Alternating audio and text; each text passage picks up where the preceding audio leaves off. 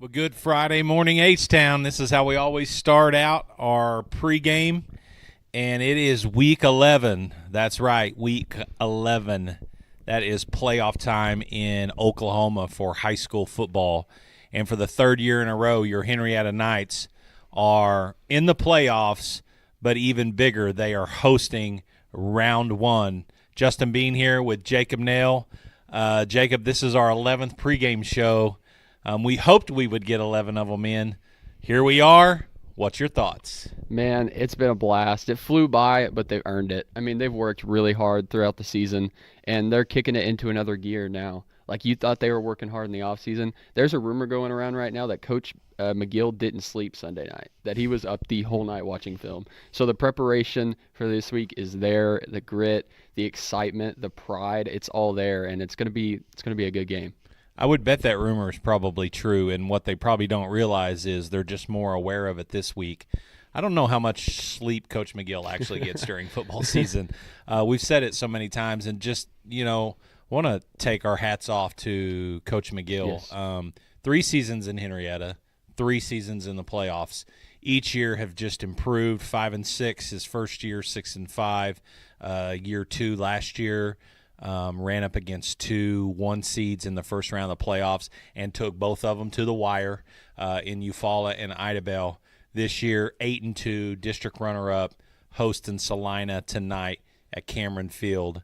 And you really see, I always said with coaches, year 3 is usually a telling year in terms of where a coach has a program. Mm-hmm. And when you have really good players, it helps that tremendously.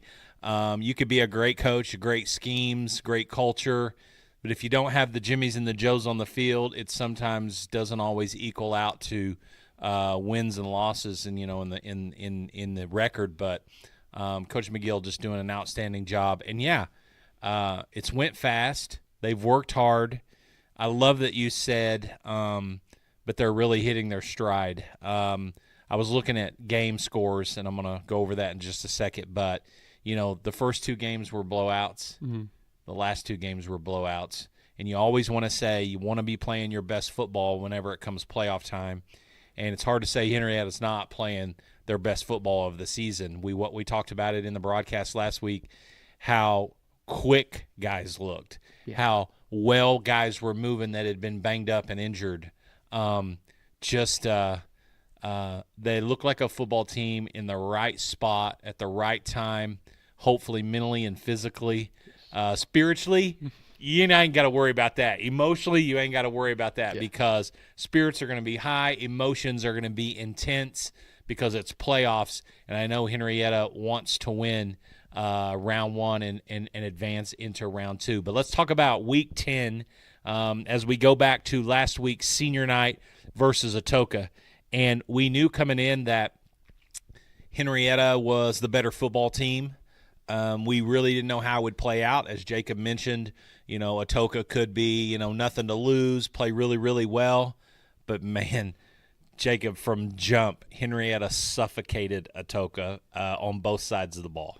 Man, our pressure was beautiful. Like there were guys, 5 or 6 guys, that they were sending just about every play. Mm-hmm. And I mean, when we get into the playoffs and these teams are trying to throw the ball, they're going to have a fit because I don't understand. Like I'm sitting here going, how do you answer that? I mean, even the way we blanket the field in coverage, I mean, I don't have an answer for it. Like, we had so many black and gold helmets in that quarterback's face mask, and he was throwing some good balls too. Mm-hmm. He had a receiver open a couple times down the field, but I mean, you had maybe 2 seconds to get that ball out of his hand, or else it was a sack or a pressure. Yeah, and it's hard to say if those are dialed up blitzes or just Henrietta's front 7 literally controlling the line of scrimmage and doing what they wanted when they wanted to. So I suspect we're going to find out more tonight, and if we win tonight, next week. I know Salina, we'll talk about them in just a minute. They're a more pass-oriented offense, so we'll see if that pressure continues. But against Atoka, you're right. The pressure was fast and furious, and there were a few times when they did have, and they had a nice receiver out on the edge, who did a good job of catching the football and came into the game with quite a few yards receiving.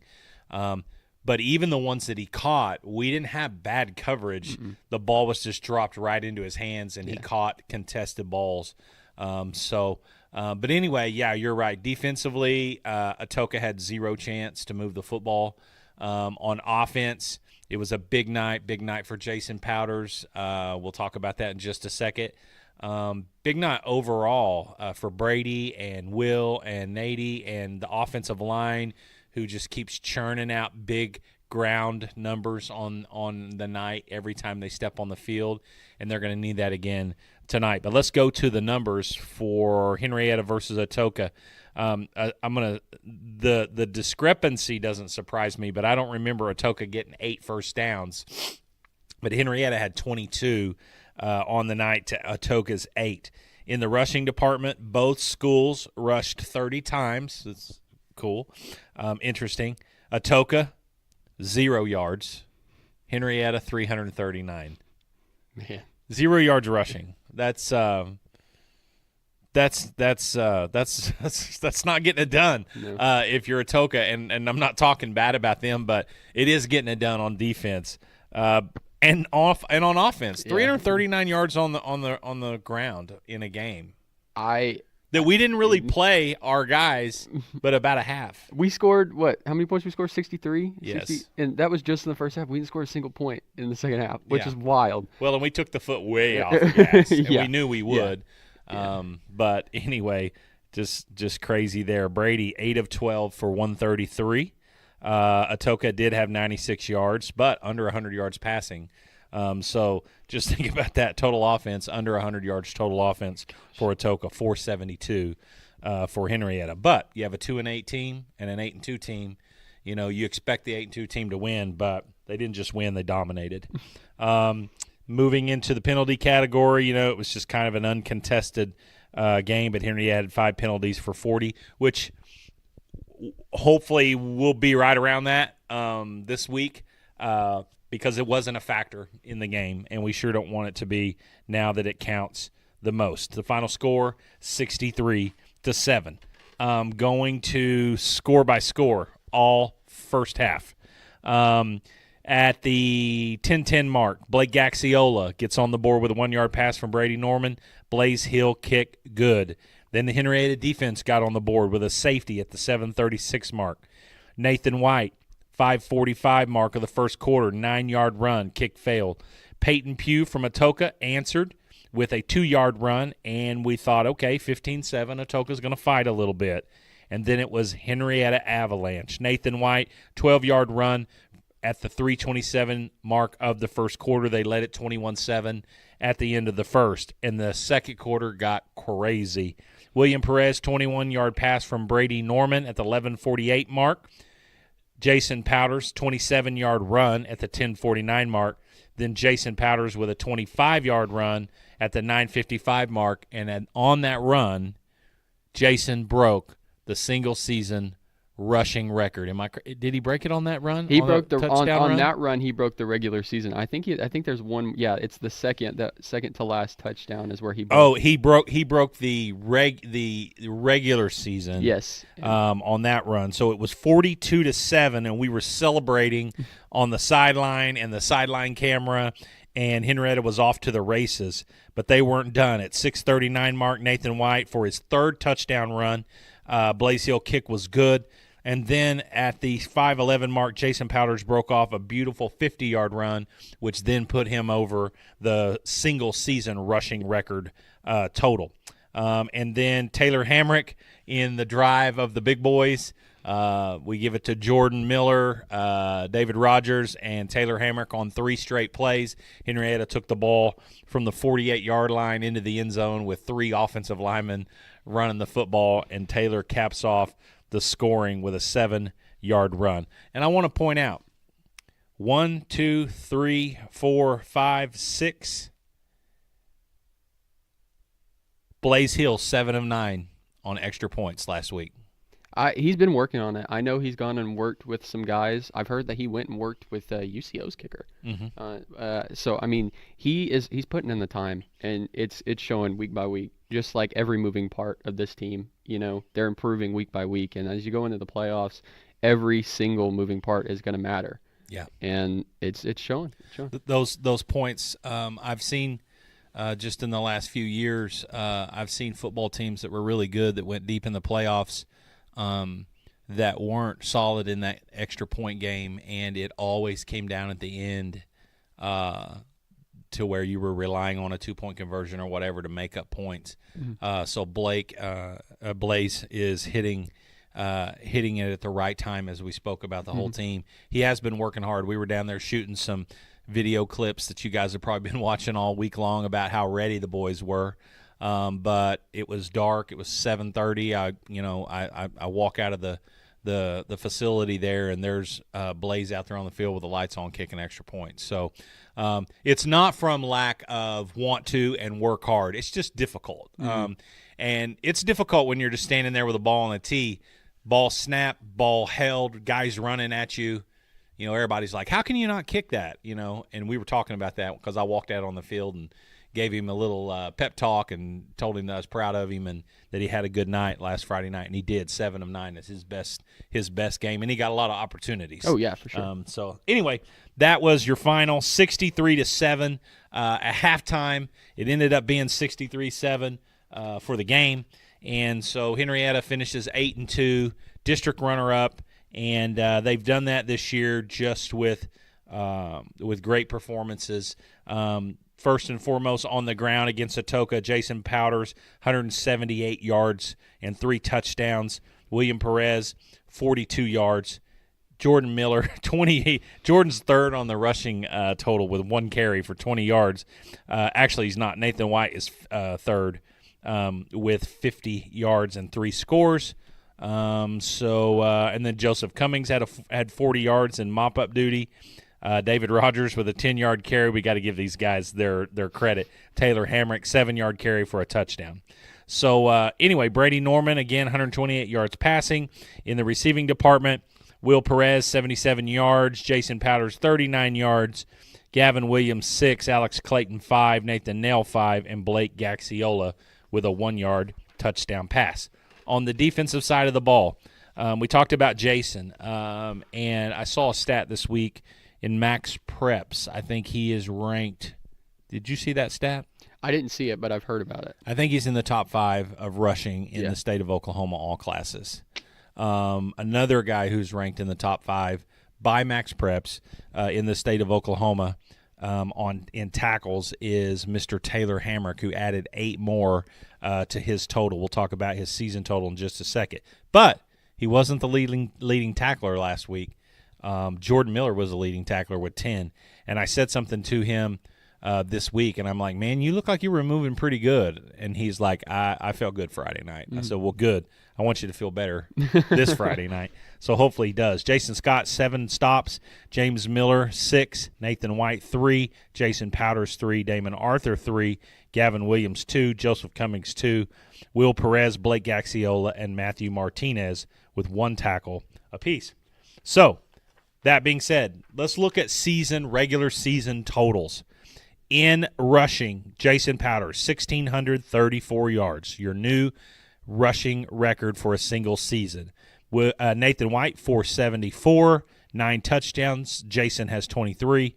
And then Will Perez, 232 yards with 5 touchdowns. That's our top 3 in rushing. In receiving, Will Perez, 602 yards, 7 scores. Nathan Nail, 229 yards and 4 scores. And Gavin Williams, 204 yards and 2 scores. That's on offense. On the season, Henryetta has rushed for 2,589 yards on the year for 10 games, averaging 250 yards a game on the ground. And in the passing department, 1,449 for 4,038 yards total offense for 10 games for Henryetta. On the defensive side, Taylor Hamrick leads the team, 131 tackles on the season, so just over 13 a game. Nathan White has 86. James Miller, 78. Jordan Miller, 61. Jason Powders, 48 tackles. Damon Arthur has 41. Jason Scott, 40. William Perez, 32. Blake Gaxiola, 28. Blaze Hill, 23. Gavin Williams, 20 tackles. Nathan Nail, 16. Landon Jones, 14. And Nakona Johnson, 10. Those are all our guys in double digits. And that right there tells you 1, 2, 3, 4, 5, 6, 7, 8, 9, 10, 11, 12, 13, 14 guys in double digit for for tackles, and 8 of them with 40 or more on the season. So that's what a good defensive stat line looks like, right? Yeah, they're headhunting for sure. They're all in the right spot at the right time. I mean, and the way I got to talk with Jason Scott a little bit, and he was telling me, and I wouldn't doubt it. He's like, our defense is set up to get other guys through.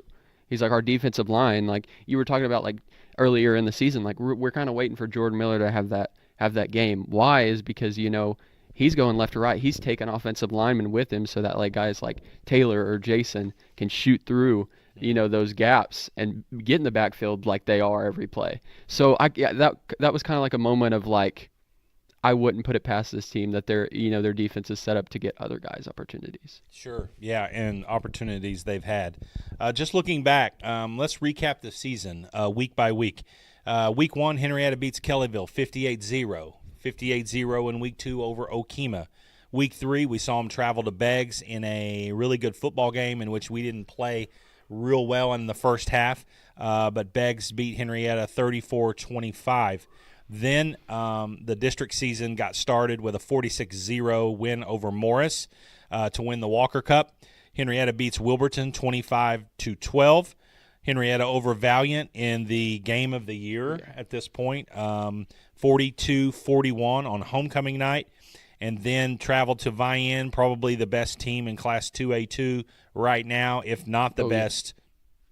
I don't know how they're not the best, but we'll see here in the coming weeks.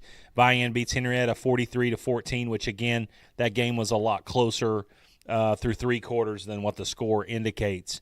But Vian deserved to win the football game that night.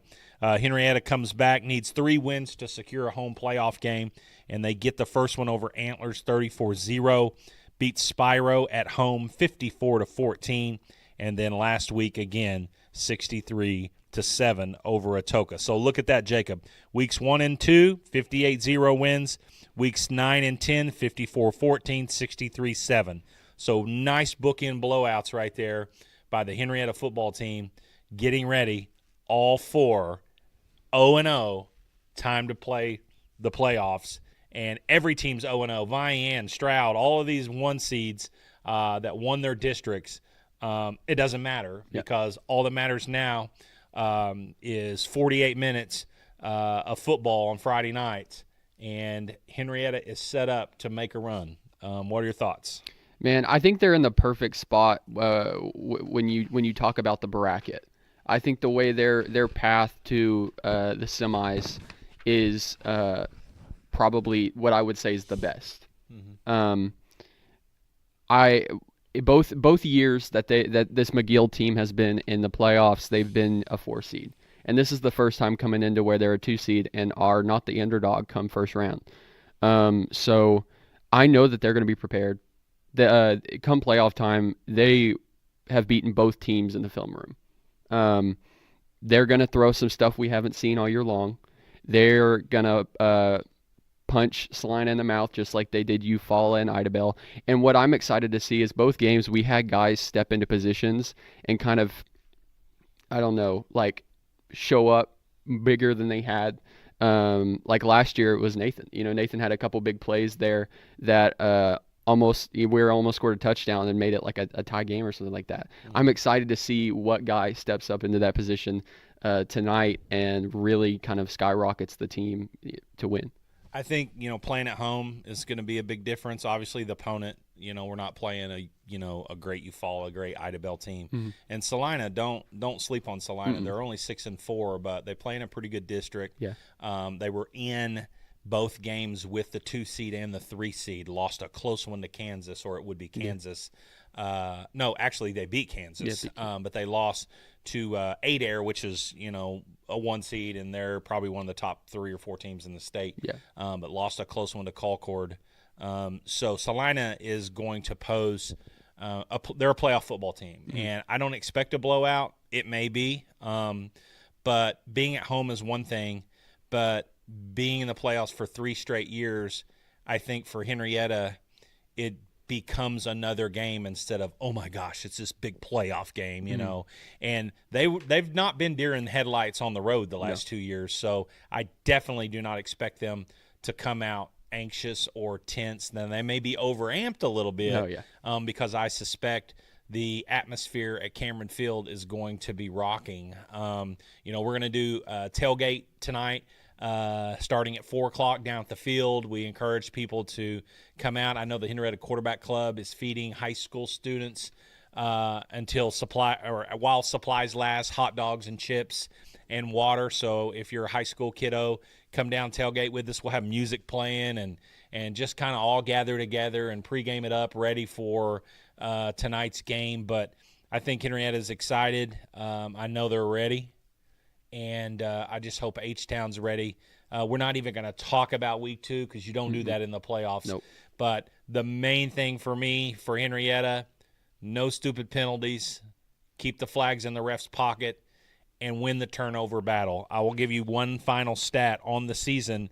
Henryetta has taken the ball away from their opponents 23 times and have turned it over 14, so they're +9 in the turnover category. And I have said it all along, all season, turnovers and penalties, and who steps up and makes the big play at the right time is going to win you a playoff game or lose you a playoff game. So we won't end on a loss comment, but Jacob, final thoughts before we head off to our hype video in round 1. Man, good luck finding a parking spot, and it better be that way. I mean, if you got any friends like, say, Morris or, say, Okima or Beggs, that maybe won't be having a playoff game this week, send them over. I mean, cheer for your neighbor. And, I mean, this is a great opportunity to have a really just energetic, extreme atmosphere for these boys that have worked so hard all season. And if we can create that tonight and do our part, I mean, it'll make it so much easier for the guys on the field. Absolutely. Hope you guys can come out. If not, you can catch us right here on HHS Night Vision TV. We have been approved by the OSSA to stream round 1 of the playoffs.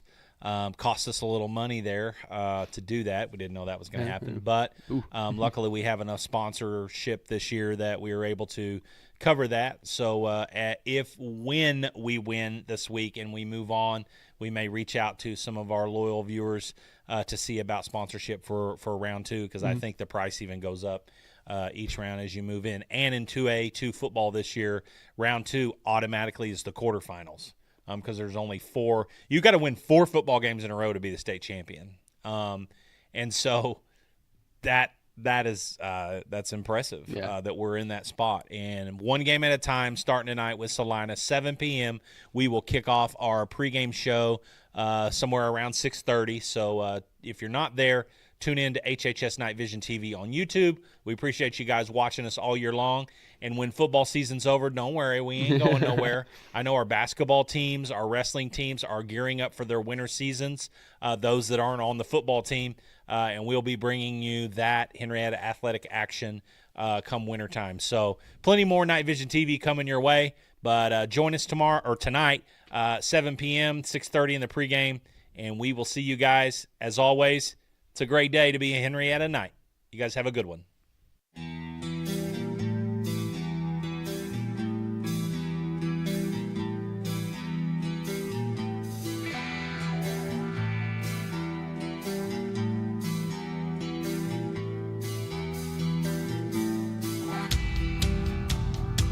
I'm ready. I'm ready. I'm ready. I'm ready. I'm ready. I'm ready. I'm ready. I'm ready. I'm ready. Are you?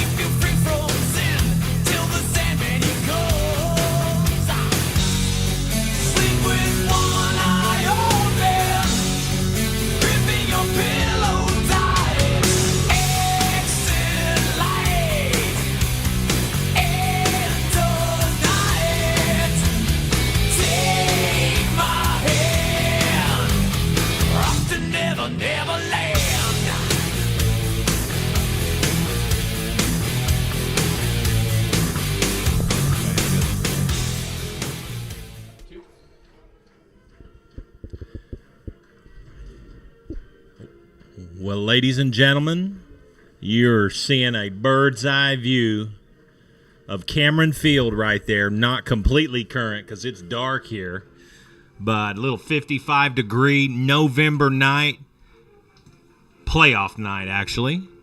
And we are in round one of the Class 2A2 OSSAA state playoffs, where your Henryetta Knights are facing off versus the Salina Wildcats. And we are here in the booth, Coach Justin Bean, Night Vision TV, Mr. Jacob Dale. And to my right, running camera is Isaac Whitlock. Mr. Isaac Whitlock, a couple of senior Night Vision students. And we are ready to roll, and there is the kick. Are we live? We are live. The ball is loose, and Salina comes up with it. Trying to get our scoreboard here set. Sort of say, are they seeing the game here? Short kick there to the right and bounced right off Salina's chest and probably 5 yards away from him. And Henryetta just kind of overran the play a little bit, didn't expect that ball to go the other direction. Luckily for Salina, got right on top of it. So they'll start with decent field position at the 44. And we are underway here at Cameron Field, first round of the playoffs. Your Henryetta Knights, district runner-up, 2A8. 8-2 on the year. Only the fourth team in Henryetta history to host a playoff game. Pass intercepted by Tater White. First play, Henryetta turnover. Wow, we knew Salina hadn't even got a chance to talk anything about it. Let's go to the replay right there. Salina, a young team, and they like to throw the football. Their offensive coordinator is the state career passing holder in Oklahoma, Mason Fine, and he dials up a pass on the first play. And our guy, 21, Nathan White, who's been big all year long in the run from his safety position, jumps up, snags it, and Henryetta has a turnover on the first play and the ball at the 46 in the first quarter. First drive for Henryetta. Brady in the gun. Jason to his left. Hands off. Up the middle. He's got guys right there in the backfield. Nice job by Salina. Number 23. Jesse Sanders. They're quick. Jason fought to get back to the line of scrimmage, so 2nd and 10 upcoming. And, yeah, we were going to say Salina wants to throw the football tonight, and they throw it on the first play, but they throw it to the wrong team, but we'll take it. And that's something we've seen so much, Coach, against these passing teams is we've got so much pressure. And he had some time there, and what a great thing to complement that coverage, or that Hand off to Powders off the left side. Got a blocker. Will Perez tries to make a man miss. He picks up 2, we'll call it 2 on the play. But sorry, Coach, as I was saying, what better thing to complement that pressure than some great coverage and what senior doing senior things. That's right. Well, it's the playoff time. Nothing's going to be easy for both teams. Henryetta, the last couple of weeks, have got out big and quickly. Salina, 6-4 football team, finished 3rd in District 2A2 7 on the road here at Henryetta for week 1. So this is right where every high school football team wants to be in the playoffs. Norman back, rolls to his right, looking for a receiver, can't find anybody, throws it away wisely, avoids the sack there. And so the Salina defense steps up big after that turnover. Henryetta, their offense that's been red hot as of late, only picks up 2 yards on that series. And not out of the ordinary there. Playoff game, both two good football teams. You know, everybody's kind of feeling their self around. Looks like Henrietta's looking to try to get another guy on the field. We run one on late. 8 seconds to go on the play clock. Blaze Hill back to punt. There's the snap. Boy, do you see all the room over here on the right? We could have faked that, and he may have got it. It is fielded at the 10-yard line. We got guys right there. Makes one guy miss. More guys right there, and he went backwards.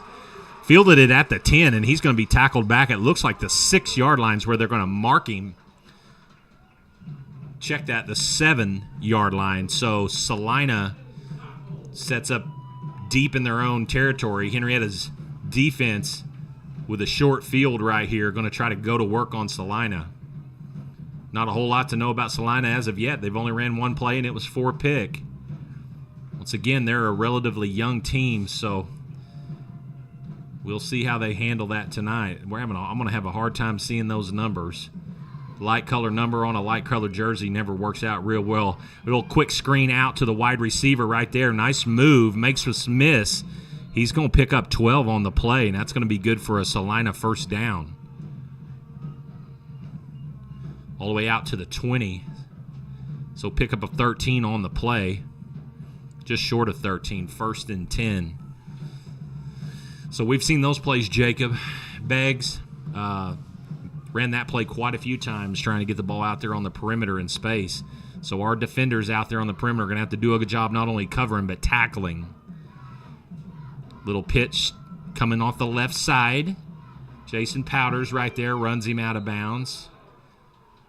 Close to a hit out of bounds right there. Tater was trying to pull up. Another nice pickup there for Salina. And they're right up on the ball, going to run tempo right here. Ball, it looks like the 34 or 33. Handoff up the middle. Ooh. He is smoked right there. Hammer time. Taylor Hamrick, there is a flag on the play, normally in an area that looks like offensive holding. So we'll see what the white hat calls it. We'll see. Chop block on Henryetta. A lot of people wondering, how can you chop block when you're on defense? You just can't go down on a guy who's engaged, I believe is the correct terminology there, or definition. So tough penalty there on Henryetta after stopping him for a loss. It's going to march the ball all the way out to the 49, and Salina's offense, after a quick turnover on drive number 1, is going to work. Started at their own 7, and they're all the way out to the 49 in just 4 plays. 1st and 10. Quarterback in the gun. Motion coming our way. Quarterback's going to roll out to the right. Number 2's who that is. Nice pass right there. Eli Swarer is the quarterback. No chance for me to see the number on that wide receiver over there. Looks like maybe 7. Yep, 7 or 2. Micah Richards maybe. 2, I believe, is the quarterback. So we'll do our best on names for Salina, but Salina doing a nice job right here, Jacob, moving the ball down the field on Henrietta's tough defense. Yeah, absolutely. We're seeing a dynamic run-pass combo here, and they're getting just about everything they want as of right now. Flag on the play before the snap. Looks like pre-snap movement. It is. False start against the Wildcats. So that'll march them back 5 yards. So it'll take away that gain on first down. Instead of 2nd and 3, that'll take it back to 2nd and 8. Ball on the Henryetta side of the 50 at the 49-yard line. 8:43 to go here in the first quarter. Henryetta, year number 3 in a row under Weston McGill, and year number 3 in a row in the playoffs. First time at home, though.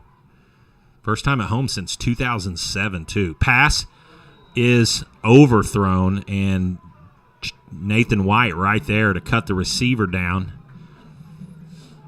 And that ball was overthrown.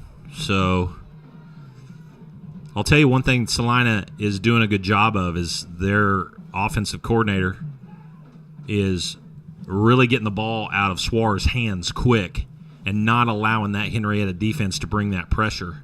Absolutely. They're doing what's pretty common when you have some good athletes in high school football is they're getting the ball quick to those guys in an open field. And as of right now, you're right. They have to do that with that Henryetta defense pressure. Here comes pressure right there. Bub Miller shovel pass, and it is incomplete.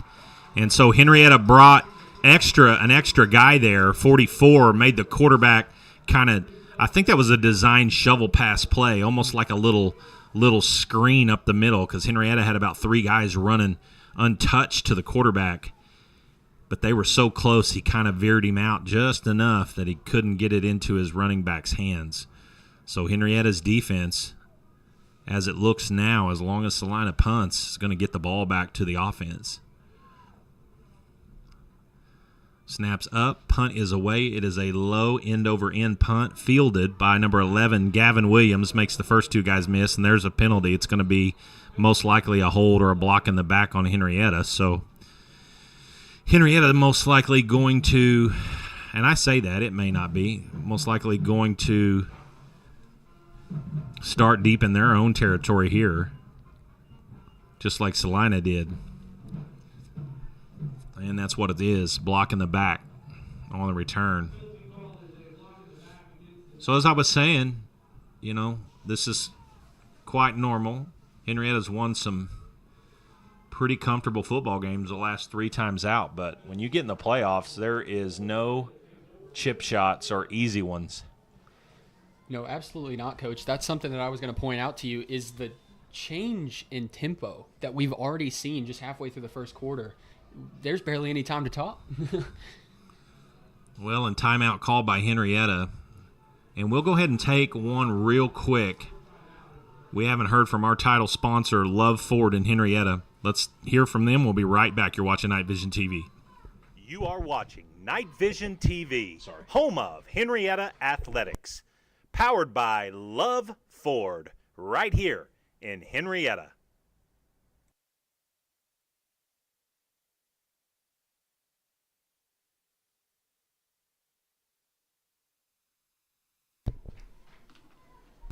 So we bring back quick. There is your Muskogee Nation sideline cam. Nice shot right there, Coach McGill and the troops getting ready to start on their second drive on offense. And what we were going to say right before we went to break, you were talking about rhythm and tempo. Salina's offensive coordinator is a Division I football quarterback, Mason Fine, again, who is a state record holder in career passing in Oklahoma. So he knows a thing or two about offenses and throwing the football. So we're going to see some of that tonight. Handoff up the middle. Jason Powders, nothing doing. And Salina's defensive front right there doing a good job of getting off their blocks. Those are some big boys, Coach. They are, and they're physical. Salina is a big-time wrestling school program. We've got some young men who have qualified for the state wrestling tournament the last couple years, and I've been there watching them, and Salina has a whole team almost qualified and compete for a team title every year. So they're hard-nosed, they're tough, they're physical. They're just made that way over there. Right now they're doing a good job at the point of attack. Do it in again right there up the middle. And they are just whooping us up front.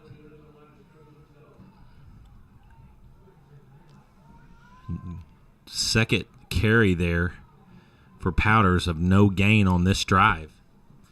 And Jason, who set the single-season rushing mark last week, has got 2 yards tonight. Well, we knew that was going to be a point of emphasis coming to tonight. If you're watching any kind of film, that you know that he's going to be dangerous when the ball's in his hands. So maybe that's a good opportunity, as I've said, to maybe put the ball in the air a little bit and see what happens. 3rd and 10, deep in our own territory, 6:45 to go here in the first quarter. Norman looking to pass. Going to step up into the pocket. Looks like he's going to run it. He's got a little bit of room. Takes a shot. He gets all the way out to the 17-yard line, and that looks like it's going to be really close. Nope, they're going to mark it down short. A 4th down. Where's the line to gain? The 19? Yes, it's the 19. So the ball spotted at the 17, so 4th and a long 1. So Brady doing a good job right there to extend that and give himself a chance, but just needed one more block or one more broken tackle to get the first down, but Henryetta will punt it away. Salina came after that one a little bit. That one a little bit off Blaze's foot, takes a Salina bounce. Ooh. And good field position for the Wildcats on the Henryetta side of the 50 at the 46. We will stay right here as Salina's offense running straight out onto the field.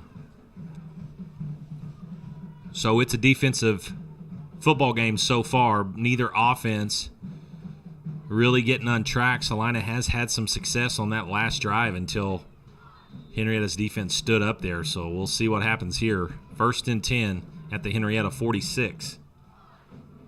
Nice crowd on hand here at Cameron Field tonight for round 1. There is another pre-snap penalty on the Wildcats, backing them up 5 yards, setting them behind the chains in the 1st and 15. And I imagine with a team, Jacob, that likes to throw it a lot, 1st and 15 is probably not, too bad of a situation. No, Coach. And, I mean, they've been pretty successful, on the ground, too, as well. So, I mean, still having at least 3 plays to move 15 yards hasn't been a problem for Salina. So you look at our defensive backs, we're kind of playing off those guys. There's a blown up the middle. 17, Landon Jones didn't make the tackle, but he drove his offensive lineman back into the backfield, right into the running back. And Henrietta's other guys on defense swarms, and they somehow got back to the line of scrimmage. It looks like that was a tackle for a loss, but he must have had a little second effort there to get back to the original line of scrimmage. So 2nd and 15. Good job by freshman number 17, Landon Jones, right there. Little fake right there, back. Ooh, nice job holding on to the football. We were close to breaking that up quick and early there. Looks like we got a guy down. Good job by the Henryetta defense. Is that Nady? Yeah. He got kind of hung up, was caught up in a block trying to hold on to the guy, so looks like maybe an ankle. Yeah, little rolled ankle. So Salina does pick up 5. Get back to the original line of scrimmage, so it'll set up 3rd and 10 where the drive started. A timeout, I don't know. Nope. Officials telling them not a timeout. Both teams were huddled up with their coaches. So a little break right there for Salina to get a little discussion with their head coach and OC. So big right here, 3rd and 10. Maybe 4-down territory. We'll wait and see what they do right here on 3rd down. Henryetta late in their shift. Penalty flag on the play, on the line. Pass is complete. But we'll see what that penalty is. And what it's going to be on Salina. And it looked like the guy on this side, the not the down lineman, but the blocker, the back over here moved early. Mm-hmm.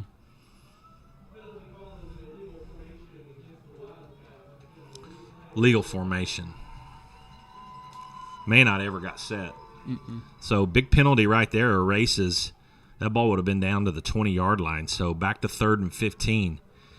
And Henryetta secondary is going to have to be more physical and get up on them and stay with their guy right here because we've got guys running open. And what a great job, too, by this quarterback to have that first play interception and bounce back the way he has.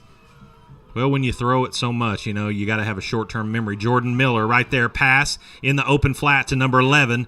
Tater trips him up. Nice open field tackle. Gaxiola there to help out to finish it. They do pick up 6 on the play, maybe 7, so it'll bring up 4th down and 8. Looks like Ball just at the 44, and looks like they're going to try to go. Watch for the trying to draw us off sides right here. We'll see what happens. And that's exactly what they tried to do, and they did. So not a very good job there by Henryetta, not being disciplined. That's not going to be enough for a 1st down, but it's sure going to make it more manageable. So still an opportunity for Henryetta to hold on. 4th and 4, a long 4. Henrietta's crowd just kind of sleepy at the moment, but big down right here. They need it. Need some noise coming from our student section down there. Like to see Tater get up on his guy just a little bit more over here. Snap, looking. Quarterback wants to try to keep it. Throw is caught, and it's good for a 1st down. And, man, nice arm. Good job by their receiver working his way back. I'm not sure if that was an initial, 6 yard and out route. Almost looked like he sat down in there and then broke to the sideline, and Swore did a good job of sticking it right in his chest. So 1st and 10. Yeah, our DBs are just giving a little bit too much cushion here. They got to be, like you said, a little bit more aggressive, ready to go make a play on that ball, because as of right now, this Salina quarterback's he's getting just about everything he wants. 1st and 10. Fake to the back. Got guys right in his face. Throws. And it's intercepted by number 51, Taylor Hamrick. 2nd pick of the night for the Henryetta defense. And that is caused by that pressure right there by 45, Blake Gaxiola, and 30, Jason Scott. Coming right there in Suarez's face, making him get rid of it. And I don't know if he was trying to throw it away, Jacob, or what. Let's look at the replay right there. You can see him coming bearing down. He just kind of flips it. But, I mean, his receiver he underthrew him by 4 yards, and Taylor was right there. How many is that this year for 51? 3 or 4? I want to say 4. So not only a good job of being where he's supposed to be, but handling that ball, and we're back on offense, and Henryetta needs to get some stuff going, and we're looking going to Wildcat here with Brady out here. We're going to try to get it on the outside. First run out of the Wildcat to Will Perez. He strings it all the way to the sideline, so nice pickup on 1st down. Brady out here in formation, split out as a wide receiver blocking. And we've seen this formation out of Henryetta a few times this year when we've been in struggle mode. And we just kind of load up big and try to go man on man and get it done. Looks like back to Brady in the gun. 2nd and 6. Motion, Perez. Little misdirection there. Handoff to Powders up the middle. He's going to get out to the 45. Pickup of 1. So tough sledding for number 2 tonight. Henrietta's all-time single-season rushing leader. And you got to hope it'd be like Novocaine. You just give it some time, and eventually it'll wear them down. Well, and this is a game too. This kind of game is something that Coach McGill's really comfortable in, is shutting them down defensively, and the offense will come with that. So if we can just continue to ride that horse named Momentum, we'll be all right. 3rd and 4. Need a 1st down here. Pass to Nady, and it is in and out of his hands. Trying to run before he catches the football. So 4th down, and Henryetta most likely, going to punt it. Nady had some room right there on the inside. Nice play design. Just kind of took his eye off of it. Yeah, knowing him, he's ready. He's looking to go, swivel hips and go juke somebody. Just got to make sure you got that ball in your hands first. Oh, snap it. Snap it. Could have got a 12-minute on the field right there, but punt is up, fielded at the 20 cleanly. Blocking the back right there. Missed. Good job by Nakona. Number 1 doing a great job of breaking through all those tackles. He's still going down the line. He's gonna go. No flags on the play. Yes, there is a flag on the play right down here. There was a block in the back that I saw that I didn't see the flag, and Salina has no idea. And they're going to pick it up. Wait a minute. They're picking it up. Wow. There was a flag on the field, and they pick it up, and that is a... And there's 3 calls that were missed there, Coach. There was a blindside block at the 40-yard line on Jordan Miller. There was a holding on what looked like Blake Gaxiola on the opposite 45-yard line, and a block in the back down there by the reception, or by the punt reception. 80-yard touchdown punt return for the Wildcats.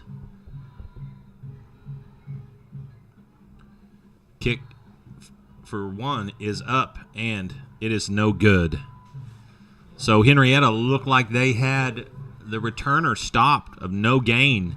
He breaks 2 tackles, gets to the line of scrimmage, and somehow tightropes right through the Henryetta coverage team to put the Wildcats on the board and up 6-0 with 2 minutes to go here in the first quarter. Let's take a quick timeout and hear from Brad and Brian at Love Ford, our title sponsors. We'll be right back. You're watching Night Vision TV.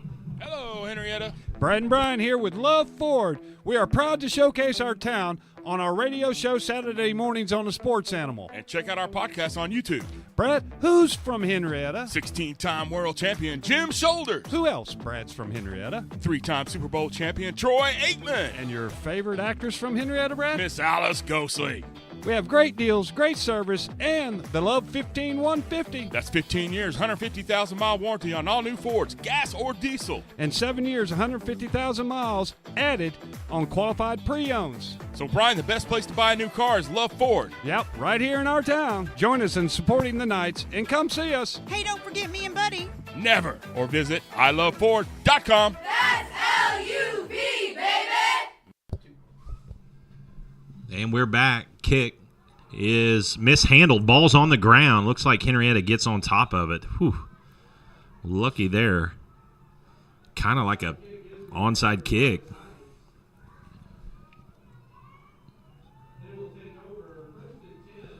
We had an awesome tailgate party out in the parking lot tonight. It was somebody said the sound's not working on their end. I don't know about on ours. Yeah, we're getting sound through. I haven't had anybody text me. So if you're watching and can hear us, I got one person that said they couldn't hear us. If you can, let us know. Handoff up the middle. Nice job there by Jason. Sticking with that ground game that's had a lot of success this year. Almost 2,500 yards, and Jason comes up limping. That's not good.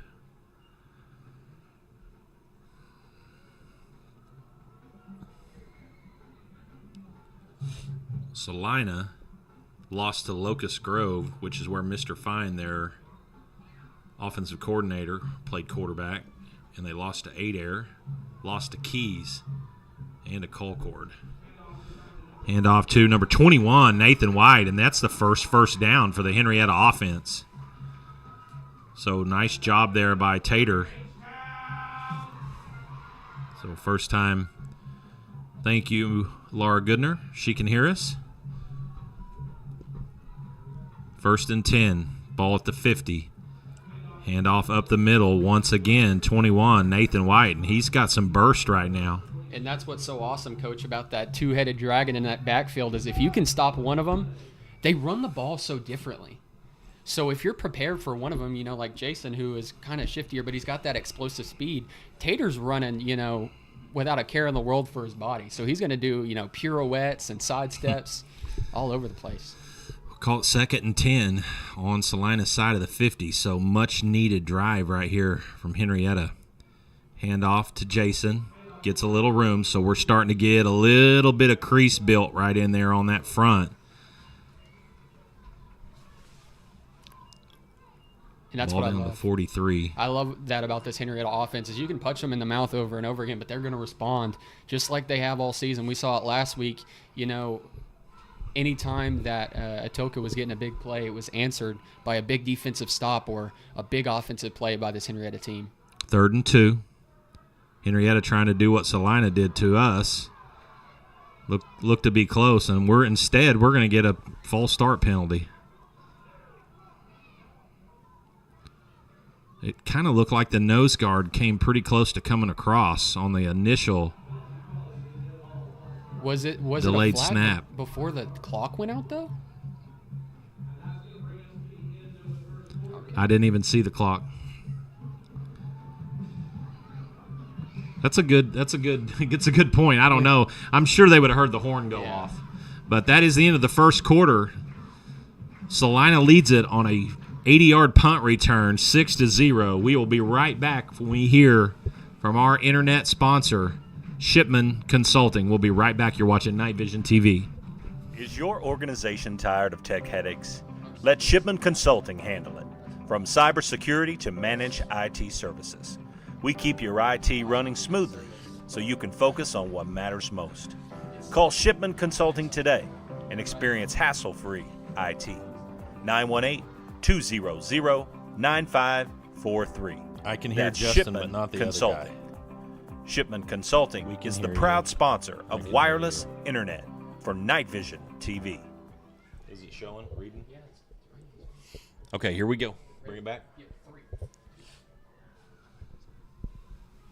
And we are back. Henryetta right quickly sugar huddle to the line. Brady motions out. Handoff to Will up the middle. Nice job right there. So good job by Henryetta right there designing that little play. So they get it back out. So it's going to be 4th and 1. And you would think go tempo here, right, Coach?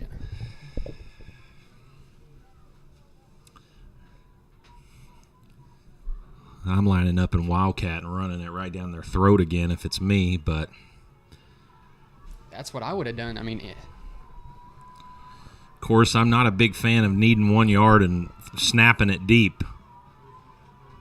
Looks like we're probably going to do that. Oh, no, we're going to go play action. Get rid of it, Brady. And he's hit, and it's going to be incomplete. And we had guys running wide open. Brady just didn't have the opportunity to get the ball out of his hand. So nice idea there. It was open, but just we didn't do a good job up front of sealing them long enough for Brady to get his shoulders turned. You know, Salina was selling out to stop the run up the middle, and instead that defense got right through the Henryetta offensive line and goes right back to Salina. So Henrietta's defense back on the field again, ready to roll. Handoff, cuts back number 12. He's got running room. He's out. Big carry right there, and Salina is controlling the line of scrimmage. Pickup of 11 on first down by number 12, Brandon Hawk. And you got to be thinking, Coach, as well as they're running this football right now, why put the ball in the air? Same guy, Hawk, off the left. There's a penalty flag. Looks like a hold on Salina.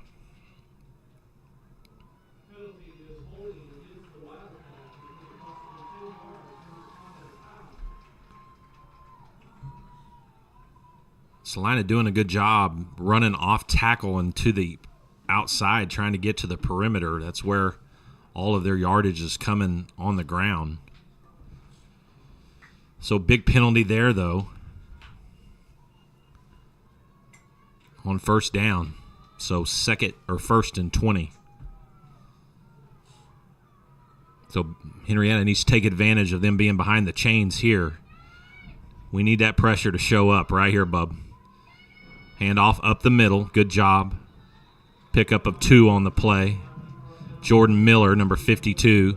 Number 5, Tegan Bird on the carry. Bird and Hawk are the 2 running backs right now for the Wildcats. 2nd and 18. 10:37 to go here in the first half. Salina's got some big guys up around the front. Oh, snaps early. Quarterback wasn't expecting it, and I don't think the Henryetta defense was either. He gets all the way back to the original, close to the original line to gain. That was weird. Nobody moved. Ball snapped, hit the running or the quarterback right in the chest, where he's lucky he even caught that ball because he was not looking. Didn't get to the original line of scrimmage. So 3rd and we'll just call it 12. Ball on the Henryetta side of the 50 at the 49. So 3rd down, and you got to think this is probably 2-down territory given what just happened. Henryetta going for it on 4th down. Need another big play by that defense. Little counter action. Hawks got running room. And once again, Salina having their way up front. Big carry by Hawk all the way down to the 24-yard line. And I'm going to tell you what, Jacob, Salina's just punched us in the mouth. Yeah, you can kind of feel it. This is going to be a great opportunity for these boys. You know, they're some veterans. They're older guys, and they've had some tests earlier this season. And here in that second quarter is usually where they kind of kick it into gear. Hoping we can see that now. 1st and 10. Big play there for Salina. Knocking on the door again. Handoff up the middle to Hawk. Good job, Jordan Miller. And that's exactly what Henryetta is going to need. They're going to need some of those seniors up front to start winning those battles. and making big plays in the run game.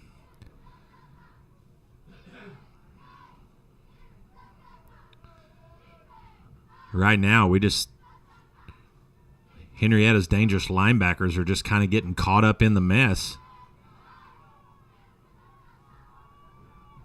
2nd and 9. Handoff up the middle. Running back's hit hard by Tater White, but he does pick up 2 or 3 on the play.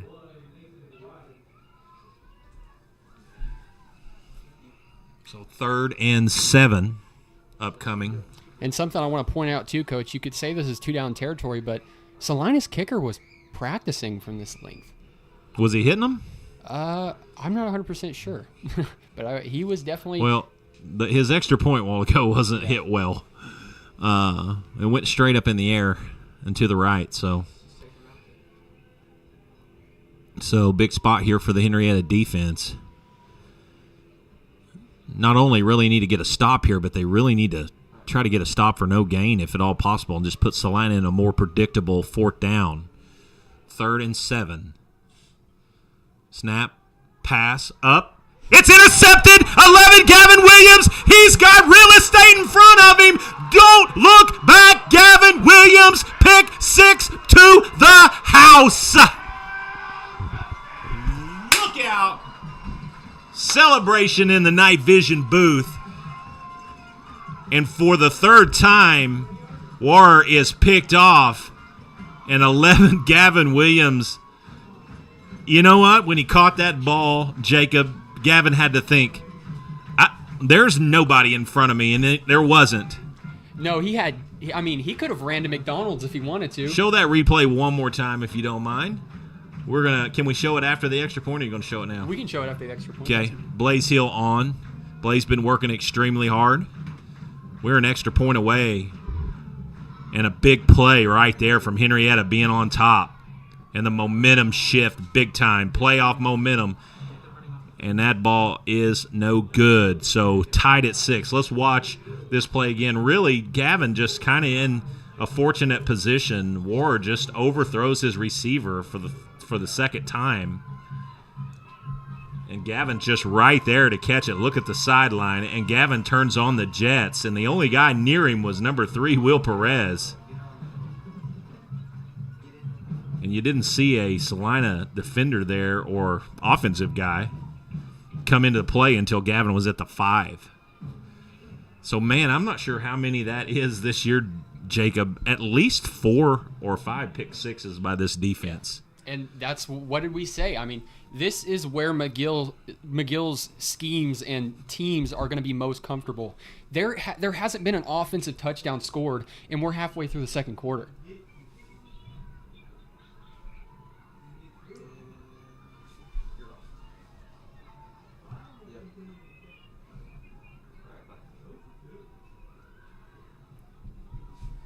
And what do we say? I mean, every time this Henrietta team has got punched in the mouth, even in games where they lost, and you could even say with the exception of Vian, who is probably going to be in that state championship game most likely, this team has always answered. Kick to number 25, or to the 25.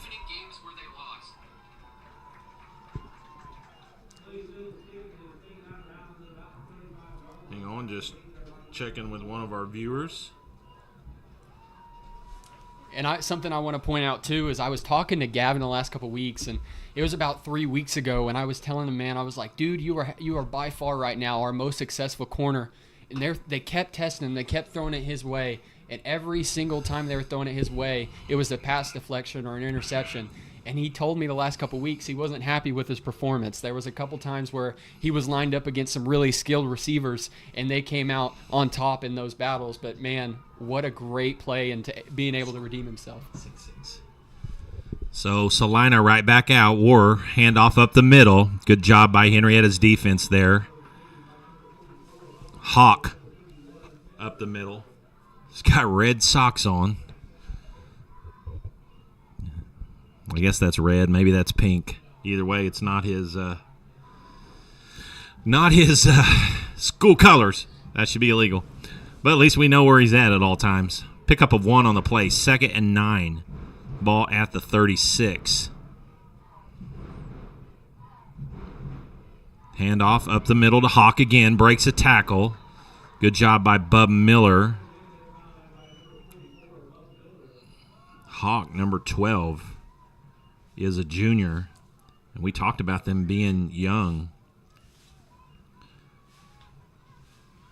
Quarterback's a junior. Bird is a senior, the other running back, number 5. Well, here we go, Coach. This is a huge 3rd down. 3rd and 3. Watch the hard count right here. It's already got Henryetta one time. Nope. Snaps it. Quarterback. Nice pressure. Tries to step up. He's got some room. Looks. Pass. Caught. Great play there by Swore, the quarterback, to number 7, Micah Richards. And that's a big-time play right there. He's pressured, steps up in the pocket, thinking about trying to maybe run it for 2 yards, but then just finds his guy coming across the middle. And, man, number 7's made some great plays. You got to think that, Will Perez, he's got to be able to anticipate that a little bit more. He's just number 7's right now getting a better step on that cross route. 1st and 10. Henryetta territory. Handoff up the middle to Bird. There's that Henryetta defense. Short gain on the play. Just a hard-nosed football game right now. Yes.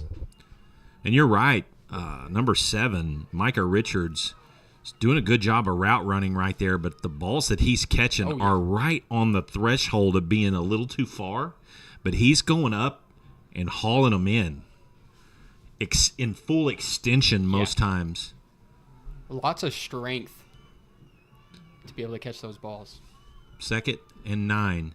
Quarterback pitches to number 23 on the outside. He's got running room. Still running. Nathan White runs him out of bounds. And he's going to throw a flag.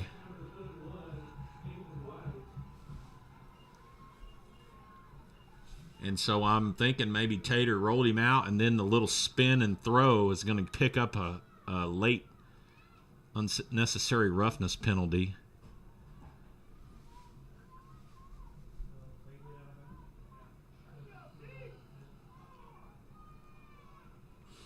Dead ball. Yep.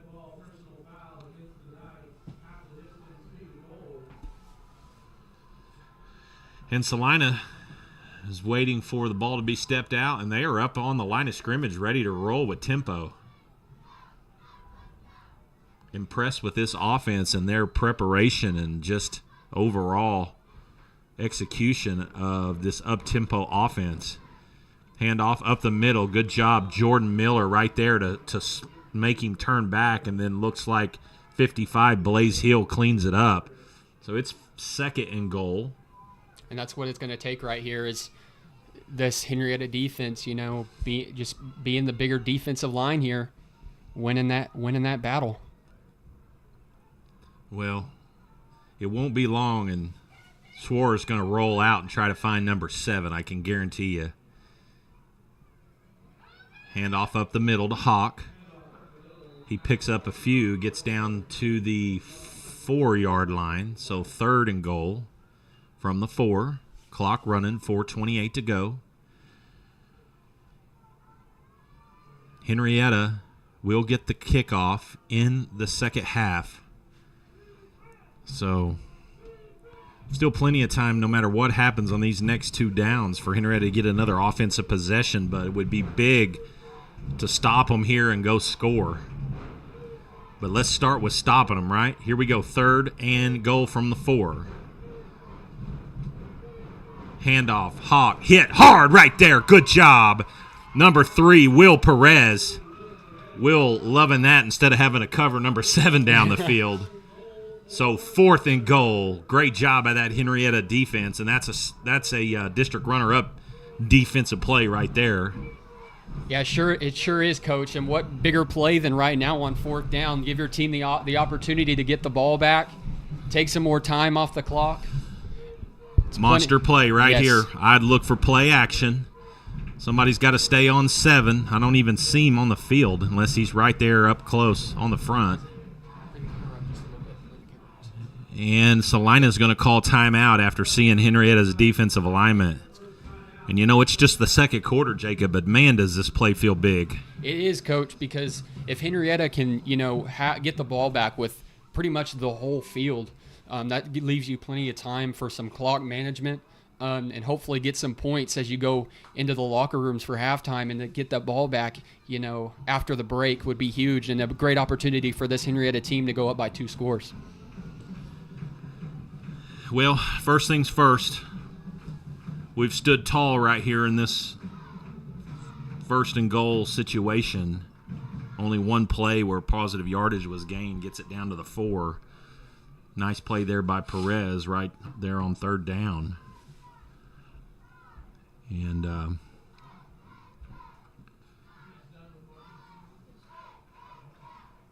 you can feel the nervousness. Oh, yeah. I don't know, maybe it's just in this press box.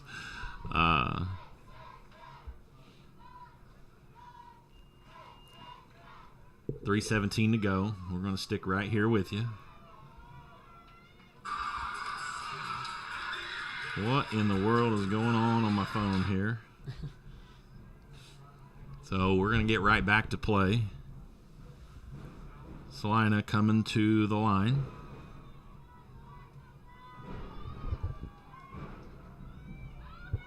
There's that play action. Looking. Got a guy wide open. Touchdown. Wow. And that ball, it looks like the white hat got hit or rolled up on. And I think the Henrietta fans thought that ball might have skipped, but they call it a touchdown. No way for us to tell from here, but the white hat is down on that play.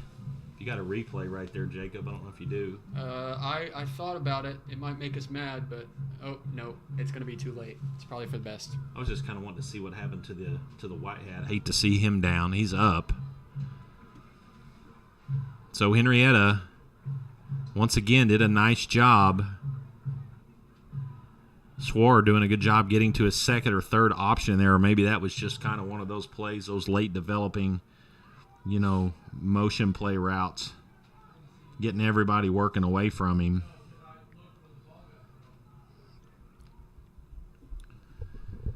And it sure looked like it may have hit the ground, but it's over now. And they're going to go for 2. They are going to go for 2, try to get that one back. Handoff up the middle, and he's stopped. The ball's loose. Of course, it don't matter. No good. So 12-6, Salina. But a little bit can be taken right there from the Henrietta defense standing up. And honestly, we're settling in against the run. Yes. Other than just a couple of busted plays on that drive. And, I mean, a split second less, or if we've got a guy that's got one more step on that quarterback, that throw isn't completed. I really wish we'd have been in sideline cam. Mav was down in the back of the end zone. I got a text from one of our coaches sitting down in the end zone and said the ball definitely skipped. But the official that made the call was kind of over here behind the play in the middle. So. Well, and that's 2 play calls that are some big plays. Yeah, but you know what? We got to do a better job in coverage right there. Don't want to imply that the officiating's costing us anything right now. It's sure not whenever they're gashing us up the middle on the outside. But it's a long football game. 3:12 to go. Henrietta with an opportunity to come back and respond here. And they need to. If anything, just not allow Salina to touch it again. Man of the hour, number 11, Gavin Williams on the return. And he is out of bounds at the 33, looks like. 33-yard line. And, man, if we're going to give that most improved player to anybody on this field, I'd say give it to Gavin. I mean, from the first snap, 77 days ago when we were first here in this press box, I mean, he's made a huge leap and made some great plays for this Henrietta team. So 1st and 10, 3:06. Henrietta needs to go on a time-burning drive here and come away with points. But most importantly, we don't need a 3 and out. Give to Will Perez. He's got blockers around the edge, staying physical about it, still trying to stay on his feet. Good job by Will. Gets all the way out to the 50-yard line. Just short of the 50. Pickup of 14 on the play. Right at the 50-yard line, so nice job. And we threw that in last week. That's something that we saw a lot last season and a little bit too in the beginning of the year. But they kind of, put it in the Was back. it the pitch pay? Yeah, kind of put it in the back of their bag of tricks. And now getting to see that play again, it's a lot of success comes with it. 180's not moving very good. Unless he's playing possum right there. Little screen action to Jason Powders. Needs to beat a guy. Does. No, he doesn't. Guy did a good job of staying on top of him. Jason, that little stutter step move that's worked all year long. I was looking for him to get shot out of a cannon after making that guy miss, but it's a nice pickup on first down there. Ball down to the 45. Pickup of 5, 2nd and 5. 2:30 and counting here in the first half. Well, Nady's taped up tight, too. So definite ankle injury right there. Quick pass right there. We're going to throw a little lateral. Jason, tight walk down the sidelines, and they call him out of bounds. And, man, hook and lateral to the short side of the field. And Henryetta digging into the bag of tricks right there. Let's look at it on replay. Nice job by Brady, sticking it right in there. Good job. Well, Jason was close, but the guy's right there on top of it. Calls him out of bounds. Ball down to the 39. 1st and 10, Henryetta. 2 minutes, 18 seconds. There's another play to Will on the outside. Nice blocking at the point of attack. Spin, out of bounds, kind of play continuing out. So Henryetta doing a good job on the perimeter, blocking and moving the football. Great clock management, too, so far by this Henryetta offense. So heavy to this side. Interesting to see if we don't end up running a little guy out of the backfield on that wide side of the field here. 21, Nathan White in the game, Jason off. We're going to bunch it up over here on the left side. 4 receivers. This is the new formation. Quick to Will. Nice block. Good job. Will still moving down the sideline, and he was out of bounds. Will's got to quit doing that. He's getting me excited. Looks like he's headed to the house, but after he steps out of bounds. Nice catch and run there on 1st and 10. Pickup of 7. So 2nd and 3. Ball to 22. And, man, Will's got one of the biggest plays of the year at Beggs where he was hit like 7 times in the backfield. And we're just sticking with it. Again, wide open, look out, not out of bounds this time! H-Town, touchdown, number 3, Will Perez. 22-yard touchdown pass from Brady Norman with 1:59 to go in the first half. No flags, no step out of bounds that time. Great job, Mr. Perez. And you want to talk about run it till you stop it. Mr. Perez touched the ball 4 times on that drive. All pretty much the same play. The last 3 were almost the same play. And I don't want to say he's been non-existent or was non-existent mid-season, but these last couple games he's had some plays where they've put the ball in his hands and said, go to work. And he has done a great job of just creating opportunities and making big plays for his guys. Well, and not just speed. Physicality right at the point of attack, too, to break a tackle. We're going to go for 2. Hand off to Nathan Tater-White. He's swallowed up. So Salina does a good job there. And, man, this is a playoff football game. Both defenses stepping up when they need to on 2-point conversions on the last 2 scores. And we are deadlocked at 12 with 1:59 to go. Let's take a quick break, if you will, Jacob, and we'll come right back. You're watching Night Vision TV. Principal Design is your school bond and storm shelter expert. As a full-service architecture firm, they specialize in K-12 education and county municipal facilities. From long-range master plans to safety and security, you can expect from your architect at Principal Design, or by calling them at 405-615-3454. That's 405-615-3454 for Principal Design.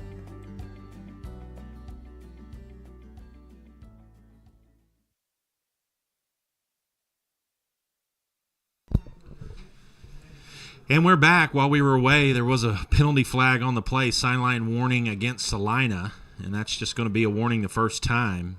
I don't know if it's an official and a coach having a disagreement. I see them having one over there right now, but interesting. You usually don't see that unless it's kind of somebody upset, running the jaw a little bit about something that they're seeing that's not getting called.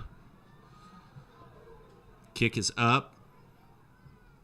Almost stayed in bounds, goes out of bounds. So Salina will get it at the 35. What I was saying is when the play's down there in that end zone, there's no official near their sideline, so it wasn't like somebody was too far out in front of the box on the side. So it had to be a disagreement between the side judge over there and somebody from the Salina staff.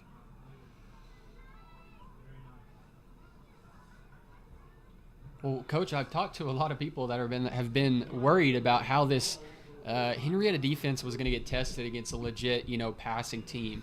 They were like, yeah, they've been able to show pressure, and sometimes, there are some successful passing teams. Look at this formation: 3 to the left, 3 to the right, 3 offensive linemen. Look out! Oh my goodness! If that ball's not overthrown, we had another pick 6 on our hand. But Jason, go ahead. No, go ahead. Just like I was saying, I mean, this team, that would have been their 4th interception and their 2nd pick 6. They're being tested right now with the passing game, and they've answered. What's crazy is Salina's turned it over 3 times in the first half and is tied. Yeah. So here we go. Trips left, wide receiver out to the right, handoff up the middle.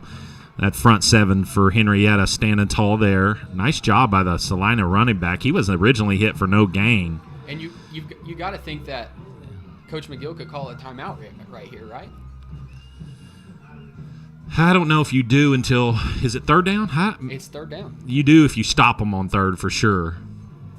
If I'm Salina, I'm taking at least, another 15 seconds off the clock. Yeah, they're probably trying to go score, honestly.